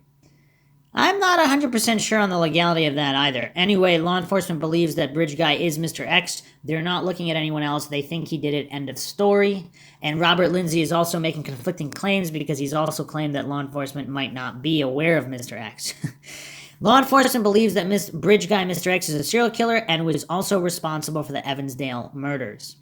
Via our detective source, we learned that law enforcement has only recently started to believe that Mr. X is also responsible for the Evansdale murders. We believe he is currently the main suspect in the Evansdale murders. Much more on that below. And I'll be doing a dedicated episode on the Evansdale murders. This has been requested multiple times. A lot of people believe there's some kind of connection as well. July 13th, 2012, two cousins disappeared from the small town of Evansdale, Iowa. 6 months later, their bodies were discovered in a wooded area 20 miles away, but their killer has eluded police in the years since. Law enforcement believes there are similarities between Evansdale and Delphi double homicides. Via our detective source in Indiana, we have learned that in both crimes, one, there was posing. So yes, even though the Evansdale girls were mere skeletons when found, law enforcement continues to believe that they were posed. 2 girls in the pedohemophilic age range, 8 to 14, were brazenly abducted 2 at once from trails in busy parks in rural Midwestern towns in the middle of daytime with many people around. 3, the bodies were dumped near water. 4, a number of strange objects were found around the Evansdale girls, similar to the bizarre images decorating the Delphi crime scene. Some other points here. Law enforcement says bridge guy used a bleaching agent, specifically toilet cleaner, and threw it over everything at the crime scene. In addition, this detective in Indiana told us that a bleaching agent was used at the scene. The detective felt it is not bleach per se, but toilet bowl cleaner. They said he sprayed it all over everything important at the scene. You can see what appears to be a bottle of toilet bowl cleaner in bridge guy's left pocket in a blow-up image. We believe that this is a bottle of toilet bowl cleaner, and some of us have believed this for a long time, particularly a physician who is a member of our team. Okay, unconfirmed rumors not validated by the police. However, other objections say we are claiming a lot of things about the crime scene. Actually, these below are mostly unverified rumors with some probability of being true. The police did not verify any of the rumors below for us. 1, dolls hanging from trees at the crime scene. Source, a female member of the search team. 2, a sheet with a smiley face on it at the crime scene, possibly hung from a tree. Source, a female member of the search team. 3, a large stuffed bear or animal at the crime scene. Source, a female member of the search team. Also, many people say that you can see one clearly on blow-ups of crime scene photos. Okay, I won't go over some of the other more gruesome ones. The presence of a giant stuffed bear, female member of a search party. Presence of a crucifix, source, female member of the search party. To be fair, they never said that any of these things were not at the crime scene or that these events did not happen. Instead, they simply didn't mention them because we never asked about them. So law enforcement didn't say that these rumors were true, but they did not say that they were not true either. Okay. the DNA and fingerprint questions. As we noted, law enforcement already has a principal suspect in the crime, and his DNA is found in the forest all around the crime scene. However, he was one of the searchers who found the bodies, and he was also known to have searched the area in the dark the previous evening. So wait a second. This guy searched his suspect, searched the area the previous evening, and the bodies were not there? I don't know how clear that is. Conceivably, he could have missed the girls while searching the night before, in which case his DNA would be in the area. His DNA in the forest could also be a result of his being part of the search team that found the girls. Hence, none of his DNA from the forest around the girls is usable. We keep hearing over and over DNA, DNA, DNA. We think this is a whole lot about nothing. As noted above, Bridge Guy threw toilet cleaner over the girls and every object at the crime scene. Well, there goes your DNA. The only DNA found on the girls was that of Kelsey, sister of Libby. Kelsey has been cleared. There is a rumor that law enforcement has a partial DNA sample from an unknown male from one of the girls. Problem is, they only have 9 markers on the partial. That's not very many. Conceivably, perhaps 10% of men might have those 9 markers. These partial DNA samples are useful to law enforcement. For instance, if law enforcement have a suspect and they have a partial present in 10% of the population, this is one more bit of evidence that might point them to having the absolute right guy. On the other hand, a sample with only 9 markers is absolutely not usable in court.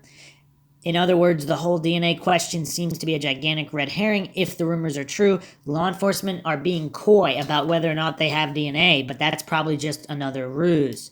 They don't want to show their hand to the killer and let him know if they have DNA or not. I think people need to stop talking about DNA in this case. It's a dead end. Another interesting point there, even with these 9 markers, people get hung up on the definitiveness of DNA. Because if the sample doesn't have that much integrity, you have to extrapolate information from it. So if it's degraded, what is the percent likelihood that those 9 markers are exact? Because if it's a degraded or partial sample in the first place, it possibly could be somebody. Those 9 markers, there might be a mistake in some of those 9 markers, in which case it could also be somebody else, regardless of whether or not they possessed the markers or not.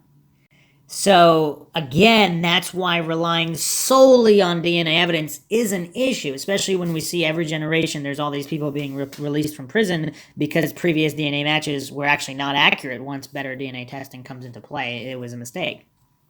About those fingerprints, law enforcement themselves have admitted that they have one smudged fingerprint. They didn't say where they collected it from, but that's an important question.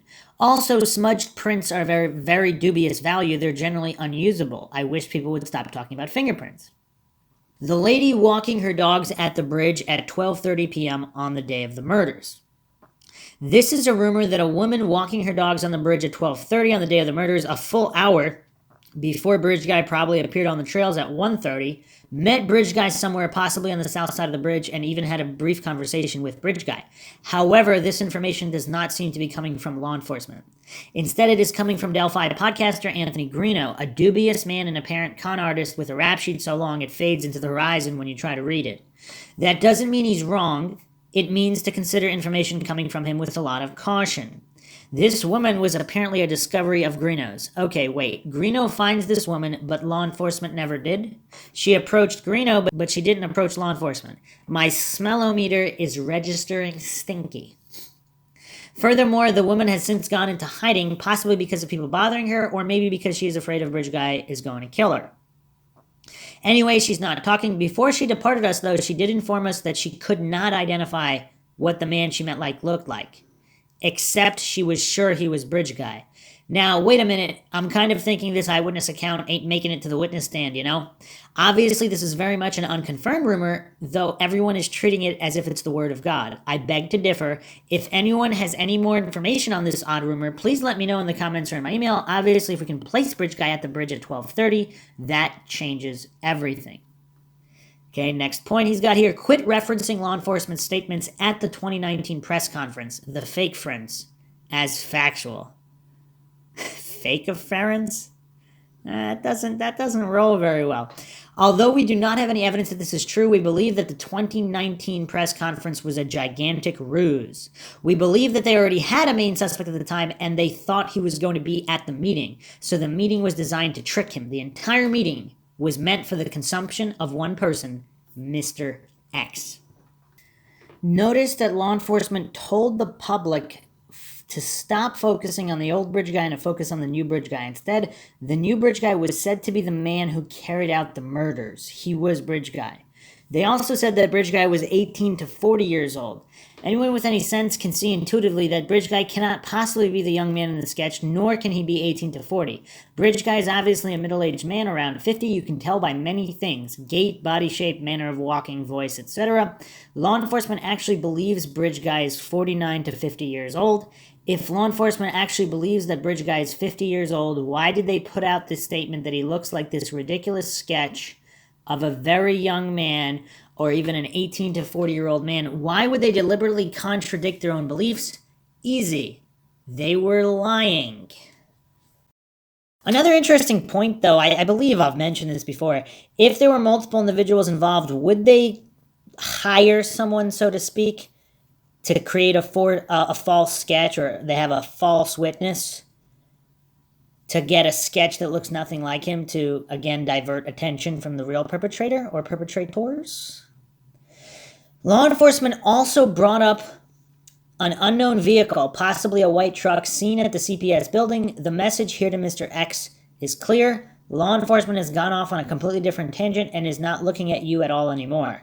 Instead, these idiot cops think that some kid in a white truck did it. What a bunch of idiots. Not the first sketch, which looks like a middle-aged man. Mr. X, some kid.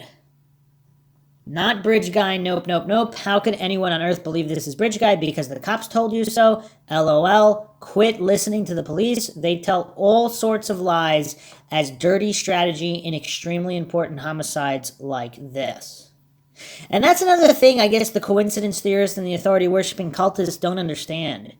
Law enforcement do operate in an ends justifies the means capacity a lot of the time. Again, I'm not going to ascribe percentages, different cops, different methodologies, different police departments. But to think that they wouldn't lie to catch a murderer, I mean, they're trying to catch a murderer here. You know? Okay, not the orange truck of the main suspect, of course not. Instead, a probably non-existent white truck at the CPS building. So Robert Lindsay's stating that there's an orange truck that the main suspect drives. You've thrown the cops off your tail, Mr. X. Good job. And at the end, Carter says he may even be in this room right now, and then looks in the complete opposite direction of Mr. X. The cops are wrong again. They think some fool on the other side of the room did it. Idiots. The truth is that some of the things law enforcement said in that conference are true. The sketch of the younger man appears to have been the catfish of the 19-year-old boy used to lure in Libby from Snapchat. And Mr. X or Bridge Guy is the one who used that catfish to bring Libby in. So when law enforcement said the younger sketch is the one who committed this crime, they were correct. He did commit the crime because the younger sketch is just Bridge Guy in catfish form, his other younger personality that he uses to snare victims. And when they said Bridge Guy was actually better described as a combination of both sketches, they were correct too.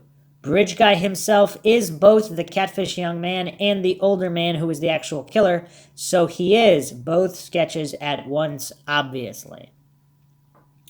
Also note that law enforcement are now acting like they think the young catfish did the crime, not the older Bridge Guy. This was done to get Mr. X to think, LOL, they don't think I did it. They think the stupid catfish boy did it. Haha. Let them go on a wild goose chase after someone who doesn't exist. Once again, this was done to get Mr. X to think that they had lost his tail and were running off in the wrong direction against a completely different suspect. Granted, we don't have any evidence that this is true other than Lee Kerr's statements. We regard leaking information, Lee Kerr, and also Lee Kerr, Leighkerr. We regard Leaker as credible, but we now demand sources beyond his level to be considered probative. Hence, formally, everything Leaker has said has gone into unconfirmed rumors rather than things we're able to confirm from other sources, such as law enforcement statements to us, official case documents, two sources arriving at the same conclusion independently, a near impossibility if they were both making up the same lie. Nevertheless, we do feel that Leaker's notion that this was all a big ruse rang true for us and sent us off on our investigation with the help of the notorious Godsee, I might add.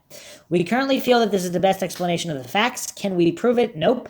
But all theories must be judged against their competitors, OCOMs. But the competing theory to the logic Put the competing theory to the logic test. Is there any way on earth that Bridge Guy could look like the young man in the sketch or even an 18 to 40-year-old? Get real. When we line the two theories against each other, ours wins hands down. Hence, following OCOMs, our theory is the best explanation of the facts. Wow. Okay, another misapplication of OCOM's razor. If you haven't checked out the Mindshock podcast regarding OCOM's razor, I've gone over that endless times. You'd have to have two theories that adequately explain something happening before you determine that the simpler one is more likely to be true, which is, again, not necessarily the truth. Whatever is true, even if it's the more complicated one. But if there's more than one perpetrator, it easily makes sense that there's two sketches. If there's two guys, or if Bridge Guy's wearing some kind of disguise. So if it's a young guy that somehow had some kind of a disguise. The other thing someone brought up, I think it was in the YouTube comment section on one of the previous Mindcheck episodes on Delphi, those old man masks that were quite popular a couple years back. Some relatively realistic masks of geriatric individuals. And then if you put other stuff on to modify the disguise, you could have a decent looking disguise, at least something from a distance. And if they're intentionally trying to frame Ron Logan, they could wear clothes similar to Ron Logan's. And, I mean, who knows? Again, there's lots of different explanations here. This is Mindshock, where the only thing we know for sure is that we don't know anything for sure. Mr. X's employment at a packing plant in Indiana and possible connection to the Evansdale murders verified by article in the Indiana Star. Via the Indiana Star in an undated article that we cannot find at the moment, but nevertheless believe exists. Robert Lindsay strikes again. Mr. X's roommate in 2011 to 2012 in Delphi told law enforcement that Bridge Guy was absolutely Mr. X. The voice was a good match, the clothes looked familiar, and the walk was dead on. The roommate also said he suspected Mr. X of the Evansdale murders because during the time of the Evansdale murders, Mr. X and the roommate were both over in Evansdale being put up in hotels for months while they worked on the packing plant there. Interesting if true. Many people from the Delphi area went over to Evansdale to work on this project. Oh, that's interesting. If that's true, that means you'd have a relatively big circle of individuals that worked at these packing plants that do have the connection to Evansdale. So, wow, that is interesting. They appear to have been working at the Tyson plant in Logansport, Indiana, where they were shipped to the sister Tyson plant in Waterloo, Iowa. If this roommate is correct, it looks like Mr. X worked in 2011 to 2012 at Tyson Foods in Logansport, and he was moved to near Evansdale, Iowa for a period during these 2 years to work on a sister plant in Waterloo near Evansdale. We don't know what his job was there, but if it was slitting the throats of screaming, squealing pigs on ropes swinging towards him with a knife so huge that it looked like a sword, as is done at some slaughterhouses, we would say a job like that would be right up Bridge Guy's alley. Bridge Guy made a deep cut to the throat of one victim that resembles the deep cuts made to the throats of pigs at some slaughterhouses. Notice that Bridge Guy committed his crime with large knives, his preferred weapon. Mr. X also cuts up a lot of deer that he shoots for food.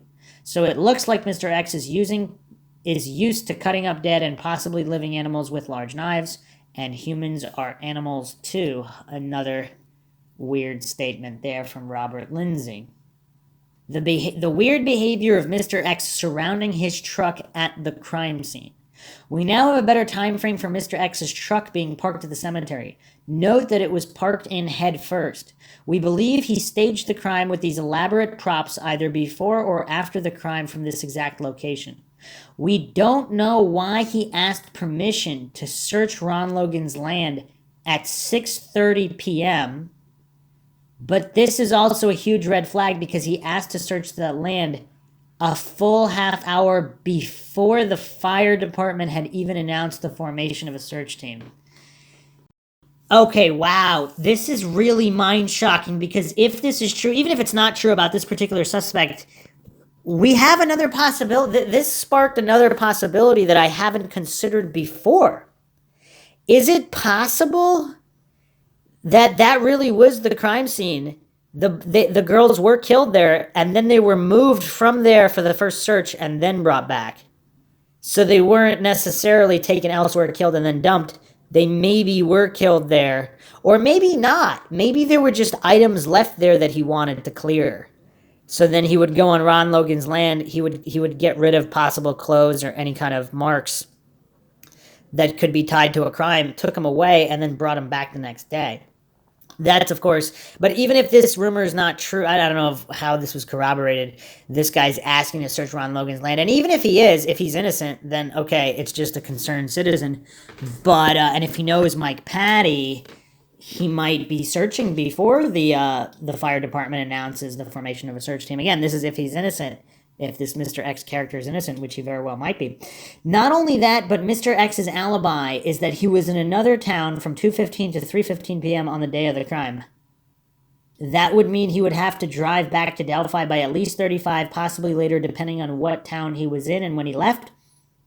The problem here is that before 5:30, no one knew the girls were missing other than the families and a few friends.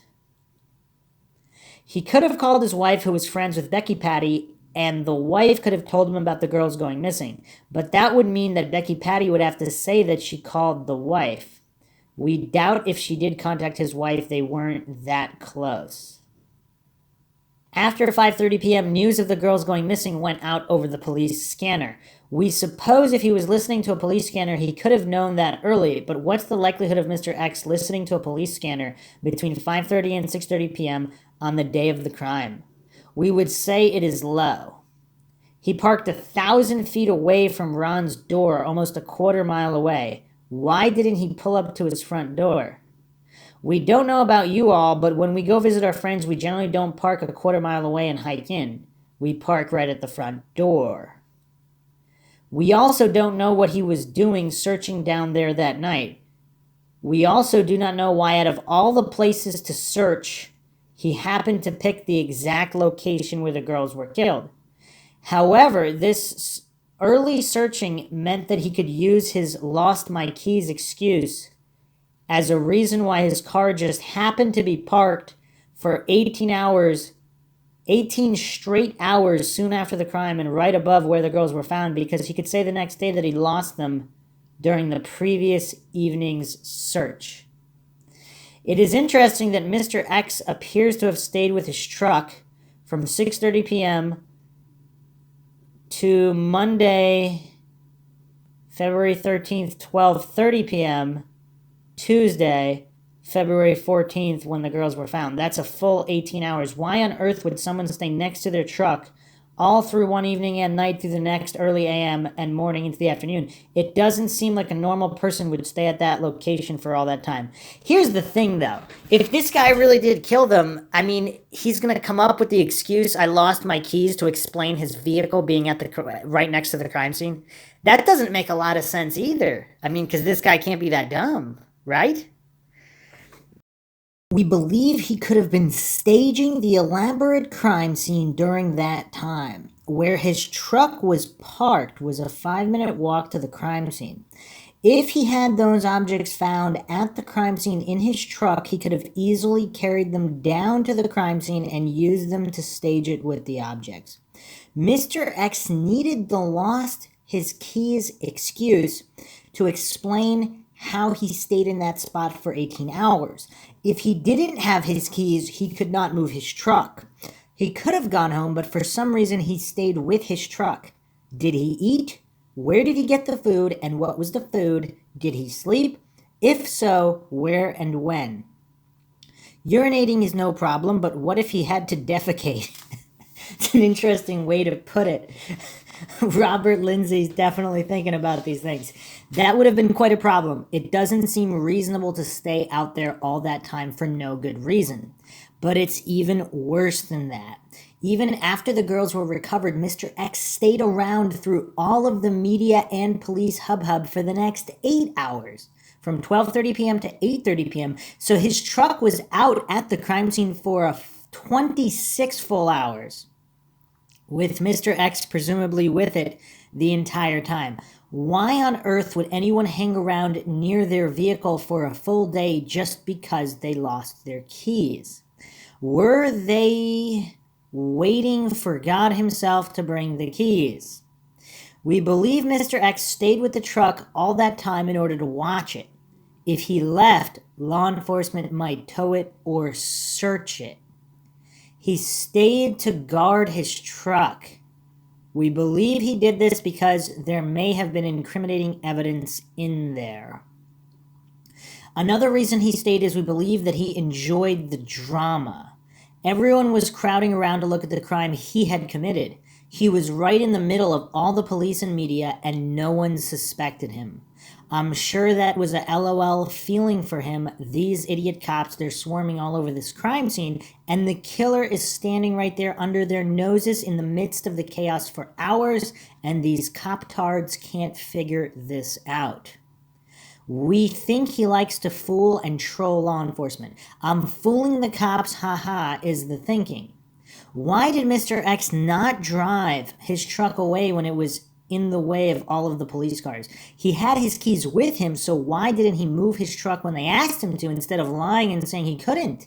Because he had lost his keys. Law enforcement asked him to move the vehicle. He said he had lost his keys and was going to call his wife to bring a spare set of keys to him. 3 problems with that story. 1, he never lost his keys. 2, he never called the wife to ask her to bring a spare set. 3, there was no spare set in the first place. Nobody has a spare set of keys? That's interesting. At 8:20 p.m., the police scanner said that Mr. X's wife was coming to bring Mr. X a spare set of keys. This has been misrepresented by doubters as the scanner saying to let Mrs. X into the sealed off area because she's bringing Mr. X his keys.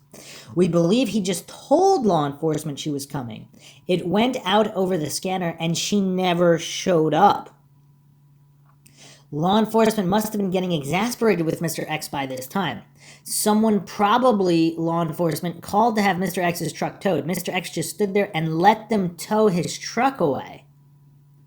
He probably went back to retrieve it later on with his spare set, actually the real set he never lost, and drove it back home. Unfortunately, Mr. X's truck was never searched. We believe there may have been incriminating evidence in there.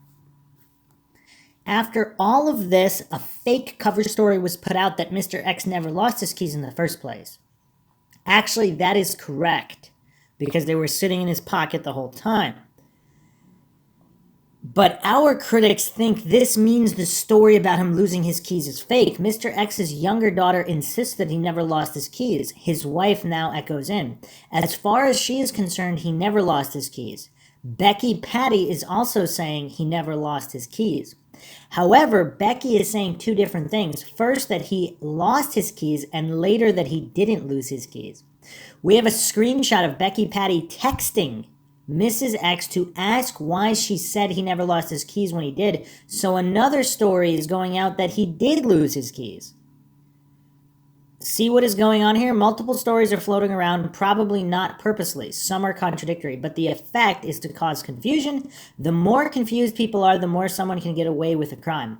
I mean, and he could have also said he lost his keys even if he didn't. And who did he say that to? So those individuals would be reporting whatever they were told, because how would they know if he really lost his keys if he just said he did?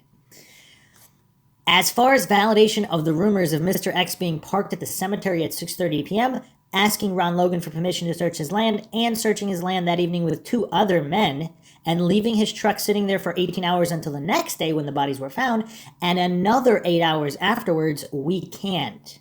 This is simply what we have been told, and we are sticking by it.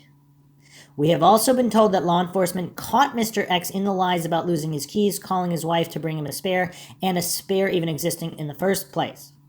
Law enforcement doesn't like being lied to, especially when they are investigating a double homicide. We have been told that this is what made law enforcement suspicious of Mr. X in the first place. We are even being challenged on our reporting that Mr. X's truck was boxed in by police at the time of the discovery of the bodies. But we have a photograph of his truck surrounded by police cars.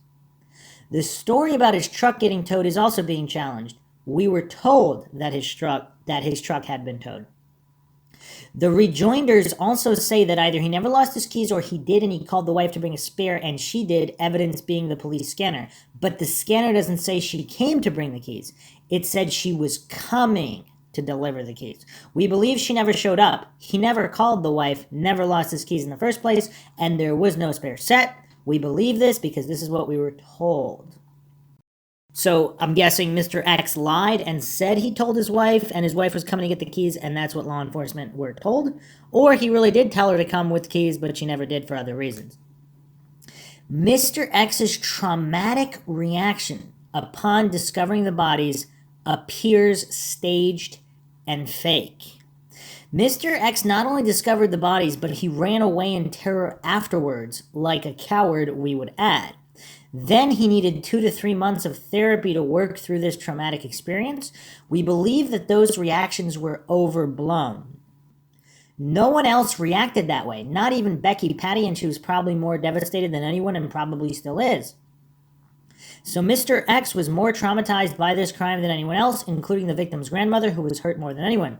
We believe that the running away and months of therapy were also staged. In other words, they were faked to make it look like he could not have possibly committed the crime because he was more devastated than anyone else.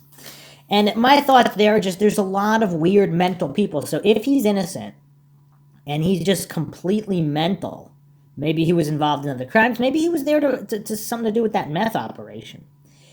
And I will say who this individual is in general. I'm not sure his name has been officially released by law enforcement, but I'll be getting more into who Mr. X is after I complete the summary here. But if he's involved in other crimes and that's why he was there and then he just kind of stuck around because he was curious and or mentally disturbed and or psychotic, whatever, if he's completely insane, he might have had that reaction and been innocent, right? Again, we don't know.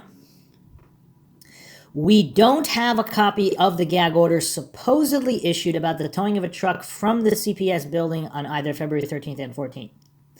People are saying that we have a copy of the gag order that was issued on the towing of the truck at the CPS building.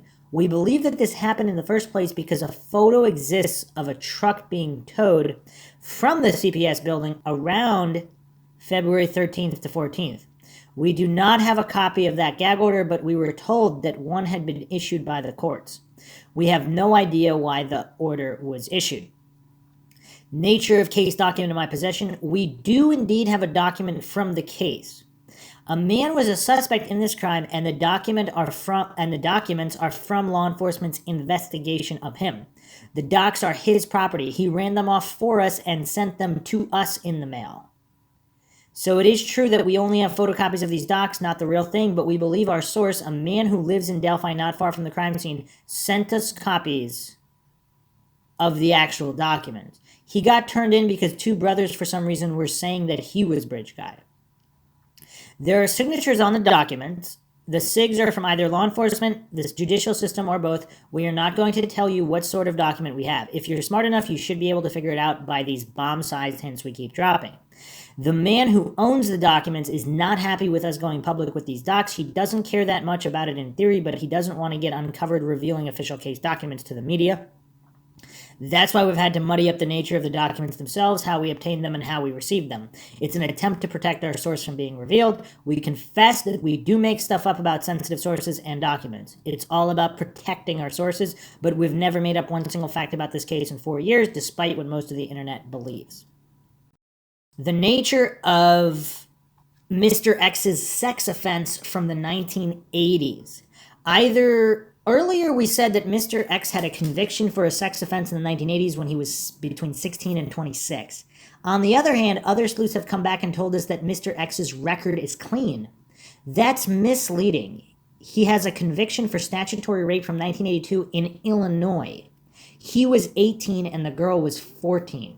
The reason the offense is not seen on his record is we believe he had it expunged. Expunged just means taken out of public record. Law enforcement still has access to the conviction. As far as how we obtained this information, we were told by a detective that Mr. X had this conviction. He told us it was in 1982. This is why we believe it occurred.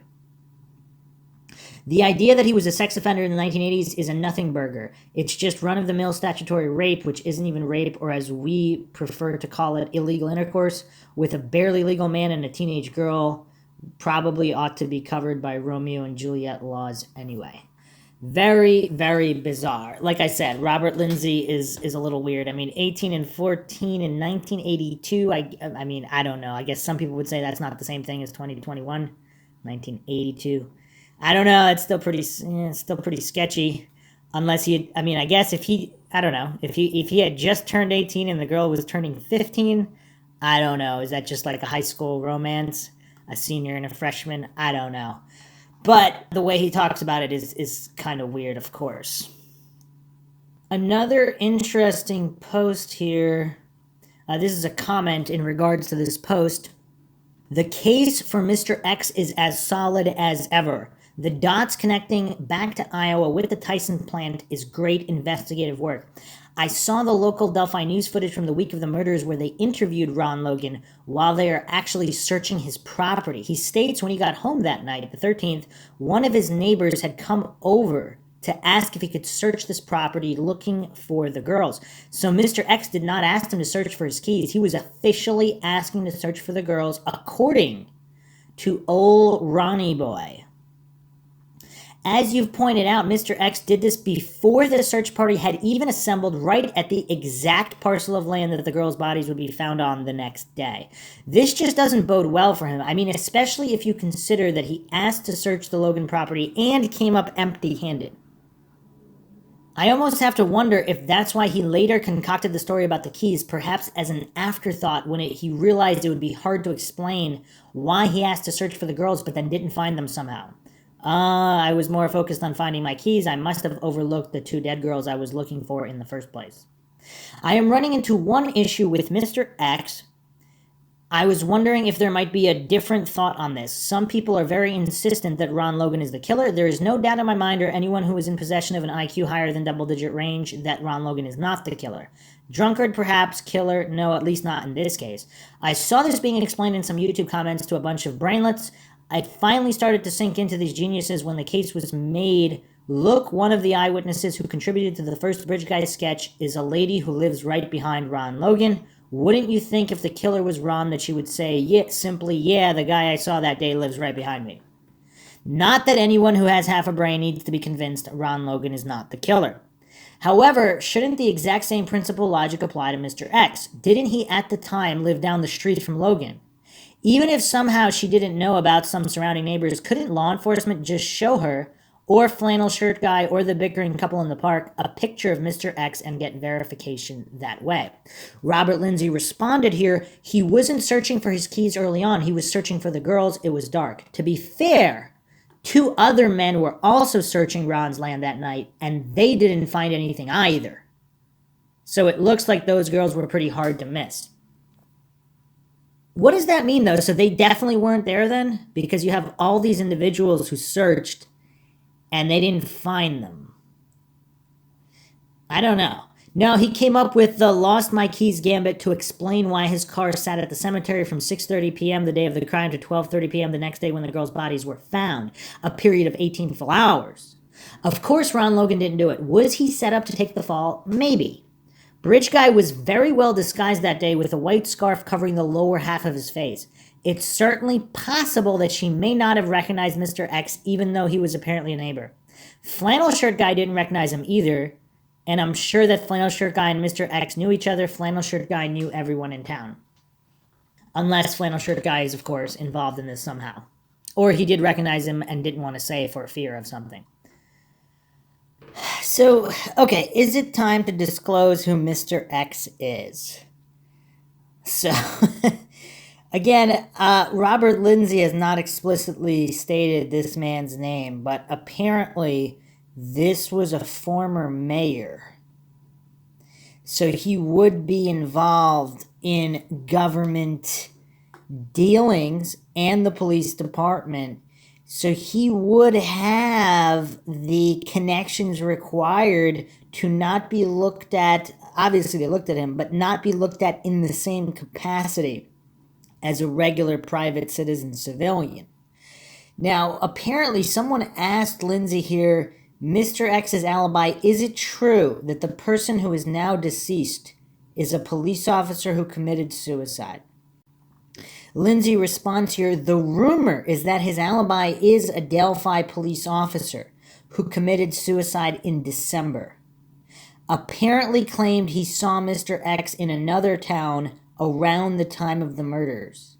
I get the impression that law enforcement thought that this officer was lying and were trying to offer him some protection. Now, this begs quite a lot of questions. Because as far as alibis go, a police officer as your alibi, I mean, that's as ironclad as you can get in terms of law enforcement. It's one of their own. Now, obviously, a logical police officer, investigator with integrity is not going to just take it on faith. They're probably going to want something more. But does this account for a lot of the shady business in the Delphi investigation early on regarding suspects in general and this particular suspect, Mr. X, the former mayor who has links to Evansdale, who happened to have his vehicle there, whose alibi is no longer alive? Now, some people say his wife is also his alibi. I guess they were matching up times. Now, is it curious that this officer committed suicide? Now, if Mr. X truly is guilty, if the police officer found that out, now was he his alibi before he knew he was guilty, or are they both involved in, let's say, some kind of meth operation? So it's not that the officer thought Mr. X was guilty of murdering anybody, they were just covering up their own meth activity. And that's something that needs to be considered as well, because a lot of times, particularly in the true crime community, but there's a lot of goofiness and logically fallacious reasoning going on where, oh, if someone is lying, that means they're guilty of this particular crime. Of course not. Someone could be involved in a completely unrelated criminal enterprise, and they're lying because of that, to cover something else up. So now if this officer found out or began to suspect, or maybe Mr. X admitted it to him that he really was guilty, how would the officer react? Would he commit suicide? Now, the other thing is, was it really a suicide? Again, I did not investigate this. I have no idea. I wasn't there. So is this a real suicide? If so, what brought it about? Or is this not really a suicide and there were loose ends being tied up? Were there rumors sprouting up that this particular officer maybe was going to withdraw his protection of Mr. X and admit that the alibi was fabricated? Here's another interesting post from Jennifer in response to this. Been following your blog from the start, and this is so close to what I've been feeling for a while now. I tend to think that it goes deeper than only Mr. X being involved, though. He's been on my radar for a long time now. Flannel Shirt Guy has been someone that I cannot let go of either. Did he see Bridge Guy? Did he not see Bridge Guy? People really seem to take him at face value and think that because he is older, he's not capable of committing such a crime. I'm not saying he is or he isn't, but I would hope that every one of his statements has been gone over with a fine-tooth comb, verified and re-verified for good measure. I don't care what anybody's age is, you just don't know what a person is capable of. At the very least, he could have made misleading statements. Again, not saying that he did it. I have no idea either way, but it's just something that has bothered me because I don't see him being brought up nearly as much as some others who have had little to no connection to this case. The few times I've brought him up myself, this really on Reddit, I have been ripped apart for my apparent stupidity. This is simply because I've dared to question if it's possible that he was involved in any capacity, or if it's possible he made misleading statements. Sounds like Jennifer would be welcome in Mindshock, because again, we don't know anything. The only thing we know for sure is that we don't know anything for sure, and logical examinations of all kinds without falling for logical fallacies is welcome on Mindshock. That's the whole reason Mindshock was created. Now, I'm not a member of law enforcement, and I never claim to have investigative experience, but I believe I'm a fairly intelligent person with at least average reasoning skills. Both my gut instinct and logic are screaming, verify the statements of Flannel Shirt Guy. He is one of the first and only witnesses in the case, although Doug Carter also said that nobody actually saw Bridge Guy. So even that, we really don't know. The fact that the mere mention of Flannel Shirt Guy is anything more than a helpful old man out for a daily stroll is met with such hostility, well, that raises all sorts of red flags with me, even if the vitriol is coming from true crime enthusiasts on Reddit. The fact that I believe law enforcement has been busy trying to cover up the mistakes they made early on leads me to believe that they inadvertently helped Bridge Guy get away with this horrendous crime and continue to do so by withholding almost every piece of information possible from the public, while at the same time begging for that one tip they need to make an arrest. The behavior of law enforcement throughout the entirety of this case is, to put it as nicely as possible, questionable. And to state the truth, just plain stupid. I'm not buying the fact that they just weren't equipped enough to handle an investigation of this magnitude. Calling off the search the night the girls went missing was a really, really bad choice. 2 young girls disappear off of an extraordinarily dangerous bridge in the middle of the day when they had plans to be picked up at a specific time. They had no history of behavior indicative of disregarding or disrespecting their parents' guardians by running off to a friend's house just to show up later. The family knew something was wrong. Law enforcement blew off their concerns and called off the search, citing safety concerns for the searchers, but seemingly had little of the same concerns for the missing teens who could have been severely hurt and unable to help themselves, just waiting for someone in law enforcement to find them that night. You know, the other thing is that I think might help in considering these aspects.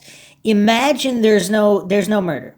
Imagine the girls, let's say one of the girls died due to some kind of injury, and they were discovered the next day, and she could have been saved if they hadn't called off the search. I mean, how does that look? And I'll be getting to this more into this later, but if Leesenby, this mayor character, Mr. X, and other, let's say, officers or people in official capacities in government or law enforcement, if they're involved in some kind of other rings, either meth, human trafficking, whatever, again, we're in the post-Epstein era, so coincidence theorists, they can't play stupid as much as they could have pre-Epstein. But obviously, the government officials, some government officials, whatever minority, whatever percentage, again, I'm not stating that it's widespread or a lot, but there are some government officials involved in insidious, illegal, illicit operations involving drugs and or human trafficking.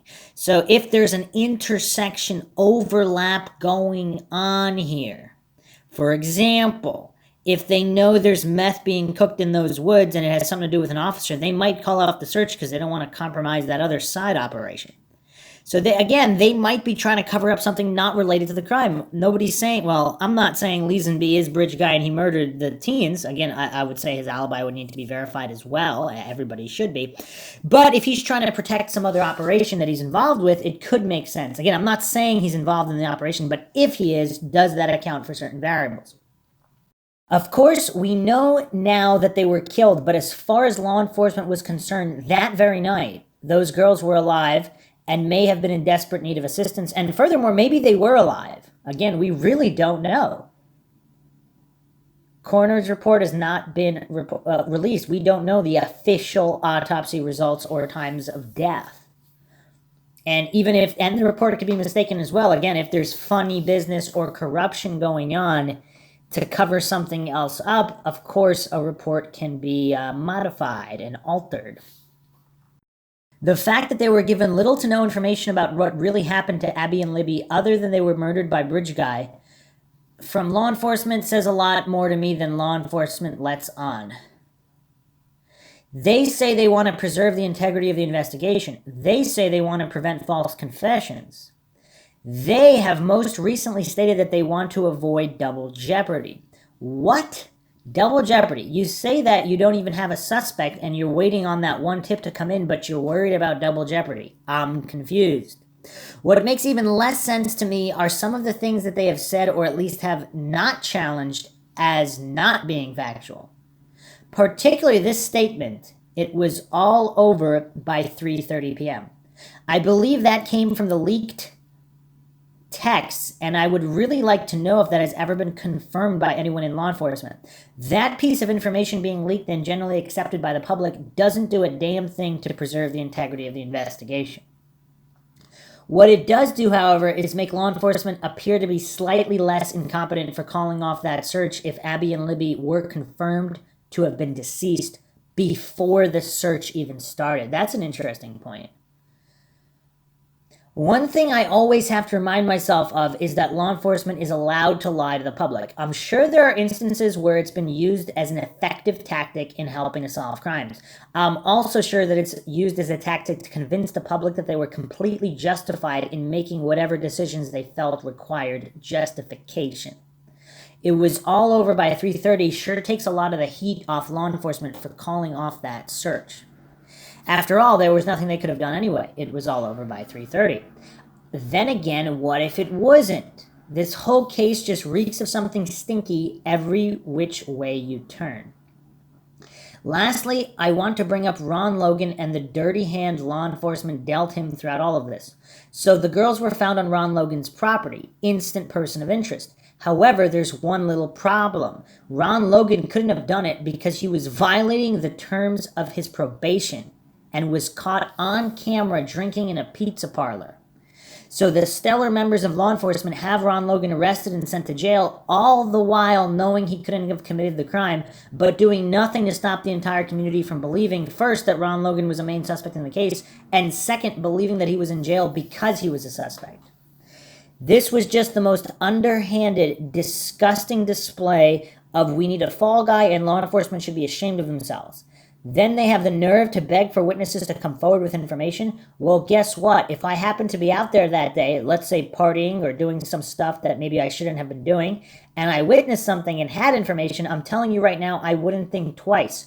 Then I would think 2 more times before I would even consider coming forward because I would be scared, expletive, that law enforcement would throw my ass in jail for something completely unrelated, just like they did to Ron Logan.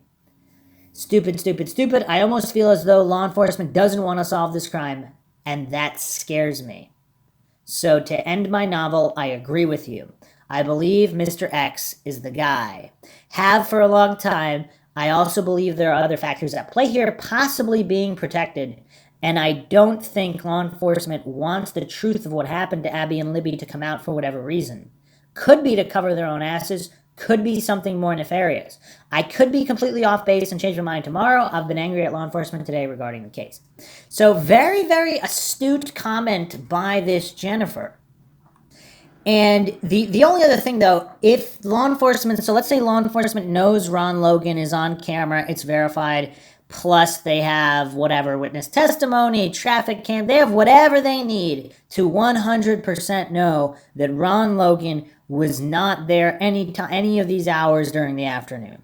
So here's the thing, though, because apparently Mr. X is friends with Ron Logan. So were they intentionally putting the screws to Ron Logan, so to speak, to get him to give up these other characters involved? And if he's involved in other criminal enterprises, that they think he might know something, or one of the other perpetrators involved, and they're treating him this way. Now, maybe it would have been more effective to offer him some kind of immunity or sentence reduction instead of throwing him in jail. Maybe they did and he refused it. I mean, who knows? We don't really know the exact terms there. But this might have something else involved in terms of Ron Logan. And Lindsay actually updated this as well. He updated it May 29th, 2021. Quite a few new rumors. We have uncovered quite a few new rumors from sources that have tended to be quite good in the past. I can't tell you who these people are, but one is a woman named JM, and the other is a man named MC. JM also has law enforcement connections, and she was the one who gave us testimonies from 2 law enforcement officers, a sheriff in a nearby county, and a detective working in narcotics. All rumors are unverified unless otherwise stated. The rumors. This crime scene begins at the Robinsons' backyard. Find it on a map near the dump site. This goes the length of a football field or 300 feet. Law enforcement feels that the girls were marched down from the Robinsons to the kill site where they were killed.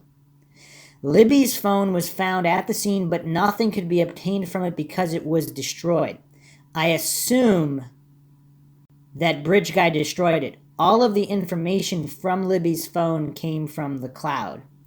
Abby's phone was also recovered at the scene. She may have hidden it in a tree. Bridge Guy is wearing a watch on his right hand, among few other things, indicates that Bridge Guy is left-handed. Verified. The bodies were discovered by following 2 sets of footprints leading down from the cemetery to the bodies. Wait a minute, 2 sets of footprints. I thought there was only one killer, and why do the prints lead down to the bodies? You mean the bodies were carried by the men who left the footprints down to the dump site? He states this is verified. And who are the other 2 men that were searching Logan's property? Because we have Mr. X and the other 2 men. Did they know Mr. X as well, and are they connected? Okay, neither guardian was aware of this, and one of them denies it altogether, but both girls had boyfriends. How this ties into the crime, if at all, is unknown. Abby's mother, Anna, bemoaned the fact that Abby died without having ever had her first kiss. Anna has plenty of things to worry about regarding her daughter, but perhaps she can rest a bit easier knowing that Abby at least got to have her first kiss, and then some, if observers at local football games are any indication. Abby's boyfriend was a 16-year-old boy. I am not trying to cast aspersion on Abby's character. I'm happy she got a boyfriend and got to experience some intimacy with another human being, one of the peak experiences we can obtain in a lifetime, and I am very happy that she died at least having experienced her first kiss. I'm happy to know she got to live a little bit before she died. The part regarding Abby is verified. Again, very weird phrasing here from Lindsay. The boots seized by law enforcement in the fake bomb threat raid on the Indiana Packers are thought to be the exact type of boots that Bridge Guy was wearing. They are waterproof, extend up to the knee. This would enable Bridge Guy to walk across the creek without getting wet at all. I believe there may have been something said by law enforcement about Bridge Guy's eyes being blue. Someone check me on this, please. At any rate, the woman who was walking her dog, is that the woman who saw Bridge Guy on the south side of the bridge at 12:30 p.m., said his eyes were brown with a hazel tint. Bridge Guy knew that bridge extremely well. Dan McCain said he walks the bridge all the time, and Bridge Guy walked the bridge faster than Dan does. Bridge Guy absolutely knew his way around the bridge and the general surrounding area. Verified. The Daniel Nations tie-in. Rumor says a hatchet was used in the crime. This is actually some very shocking news, but it all makes sense. We know that for some reason law enforcement was very interested in nations who had been committing crimes involving hatchets. Indiana law enforcement went all the way back to Colorado to talk to Colorado law enforcement about this crime. We have been told that law enforcement also went back to another state to check out another criminal who had been committing crimes with a hatchet. One wonders why on earth law enforcement is going all the way back to other states to check out suspects committing crimes with hatchets. Well, now we may have an answer. There is now a rumor from the same 2 sources above and from a second source that a hatchet was used in the Delphi murders. One shudders to think of how it might have been used. However, one of the girls was killed by a deep cut to her neck. Rumor says she was almost decapitated. Another rumor says that only 1 inch of skin was holding her neck on. Now, the standard view all this time was that this attack was done with a knife, probably a hunting knife, probably one of the 5 hunting knives Bridge Guy has in the deer kit around his waist. However, if you know about knives and the cutting of throats, typically a homicide victim with a cut throat is not cut very deeply because it is very hard to make a deep cut in a throat with a mere knife. If you have seen any of the Al-Qaeda and ISIS beheading videos, you can see that huge knives were used to decapitate the victims. It's dubious that Bridge Guy had a huge knife on him. However, a single blow to a neck with a well-sharpened hatchet could, and in many cases would indeed, leave such a deep cut that one could nearly decapitate someone with a single swing. Although this is an unverified rumor, it does have the advantage of explaining the odd interest law enforcement has had in hatchet criminals in this case. Good transcription of the girl's conversation recorded on Libby's phone before the abduction. This comes from Abby's mother, Anna. She was told this by a detective. I do not know whether she was played the tape or not. Possibly she was. The source is Gray Hughes. Much as I dislike the man, he's very strict about the truth, far too strict in fact, but due to this you can generally bet that when Gray decides that something is true, it almost certainly is. Abby apparently looks up at Libby and says, he's right behind me, isn't he? Abby apparently hurries to the other side of the bridge. The girls discuss which way to go. 2 ways are mentioned. Abby says, is that a gun? He's got a gun. Followed by a click sound. Bridge guy says, hey, followed by down the hill. There was no further recording that was clearly discernible. Reports indicate that bridge guy was seen, but no one can draw a picture closer than what is available. Okay, so let's wrap this case up against Mr. X here, this former mayor, possibly.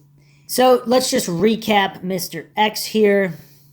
Some posts on Reddit regarding this character. He's my numero uno. The truck being left there for so long is obviously a starting point. He was very involved in the search. He's the one who asked Ron Logan if they could search his property and was among the first people to spot the bodies. He also had a strange gait that could match up with bridge guys. I know the bridge affects the gate, but law enforcement did ask people to look at it. He claimed to have a mental breakdown for 3 months following the crime. Certainly a huge behavioral change. What I'd like to figure out is who his alibi is. And then, of course, people find it very interesting that he was living and working in Evansdale when the Evansdale murders occurred. Now, some people counter his presence being that suspicious because if he was a family friend and family were asking people to search even before it was all made official, or they made social media posts, if anybody has seen Abby or Libby, to contact the families, whatever, that they're missing, etc. Is he trying to be a good Samaritan? And he also happens to have a lot of mental issues, even if he's innocent. Now, if he's innocent and he has a lot of mental issues, and he really did discover the bodies but was not guilty of whatever was done to them, it is possible he could have a mental breakdown of some kind. And again, if he has severe mental issues, that could explain some of this erratic behavior. But it's curious none the least. And is it coincidental that if a law enforcement officer was his alibi, that law enforcement officer happened to commit suicide? Now, here's, so people are arguing back and forth if Bridge Guy would have escaped the area as quickly as possible. So here's a counterpoint here. Why are you applying that line of thinking to someone who killed 2 girls in broad daylight? Of course, that's if that happened. Perhaps they were killed later that night. Who knows? You're thinking about this as how you would handle things if you were the one who killed these girls. It wasn't you. It was someone who was so sick and deranged that he compulsively grabbed 2 girls that fit his sick, deranged fantasy criteria and in cold blood killed them in brutal fashion. If you're a law enforcement said-so kind of guy, realize they think he was actually present at one, if not both, press conferences. Ask yourself why they think that and what kind of a person would do that. Also, apparently Mike Patty said that he asked Mears for permission to park his vehicle there. So we, of course, have plenty more to go over and plenty more suspects to go over. And I will be doing so in the coming episodes, which should be released shortly as well. I'll be trying to get all the suspects done as quickly as possible. And then I'll also be releasing the Delphi police scanner audio cleaned up from February 14th, 2017. And, of course, the reports that they were originally found in the water. I mean, there's so much in this case that just does not make sense. And again, I mean, all we can do is really keep awareness up in the case, awareness and pressure, and hopefully justice will be served soon enough. Hope you guys enjoyed another edition of the Mindshock podcast and found it interesting. If you do, Feel free to donate to our PayPal, help support the channel, help us get more mind-shocking content out there, and keep up awareness in all different types of cases, missing persons, cold case, unsolved murders, etc. Just check the link in the description. Make sure you're subscribed to the channel, hit that bell for notifications, make sure you allow your device to have those notifications come through, or you can just go to youtube.com/Mindshock or youtube.com/Mindshock True Crime. Like and share this particular podcast on social media platforms, of which you can find us on Twitter, Facebook, Reddit, and Patreon. Patrons do get priority for case topic, logical analysis, co-podcaster requests. You could also be a guest on the podcast depending on your tier, so you can help support Mindshock by becoming a patron as well. Questions, comments, theories, thoughts, suggestions, rebuttals, debunkings of any kind, leave them in the comment section. This is Bruce McGuire signing off. Catch you guys next time.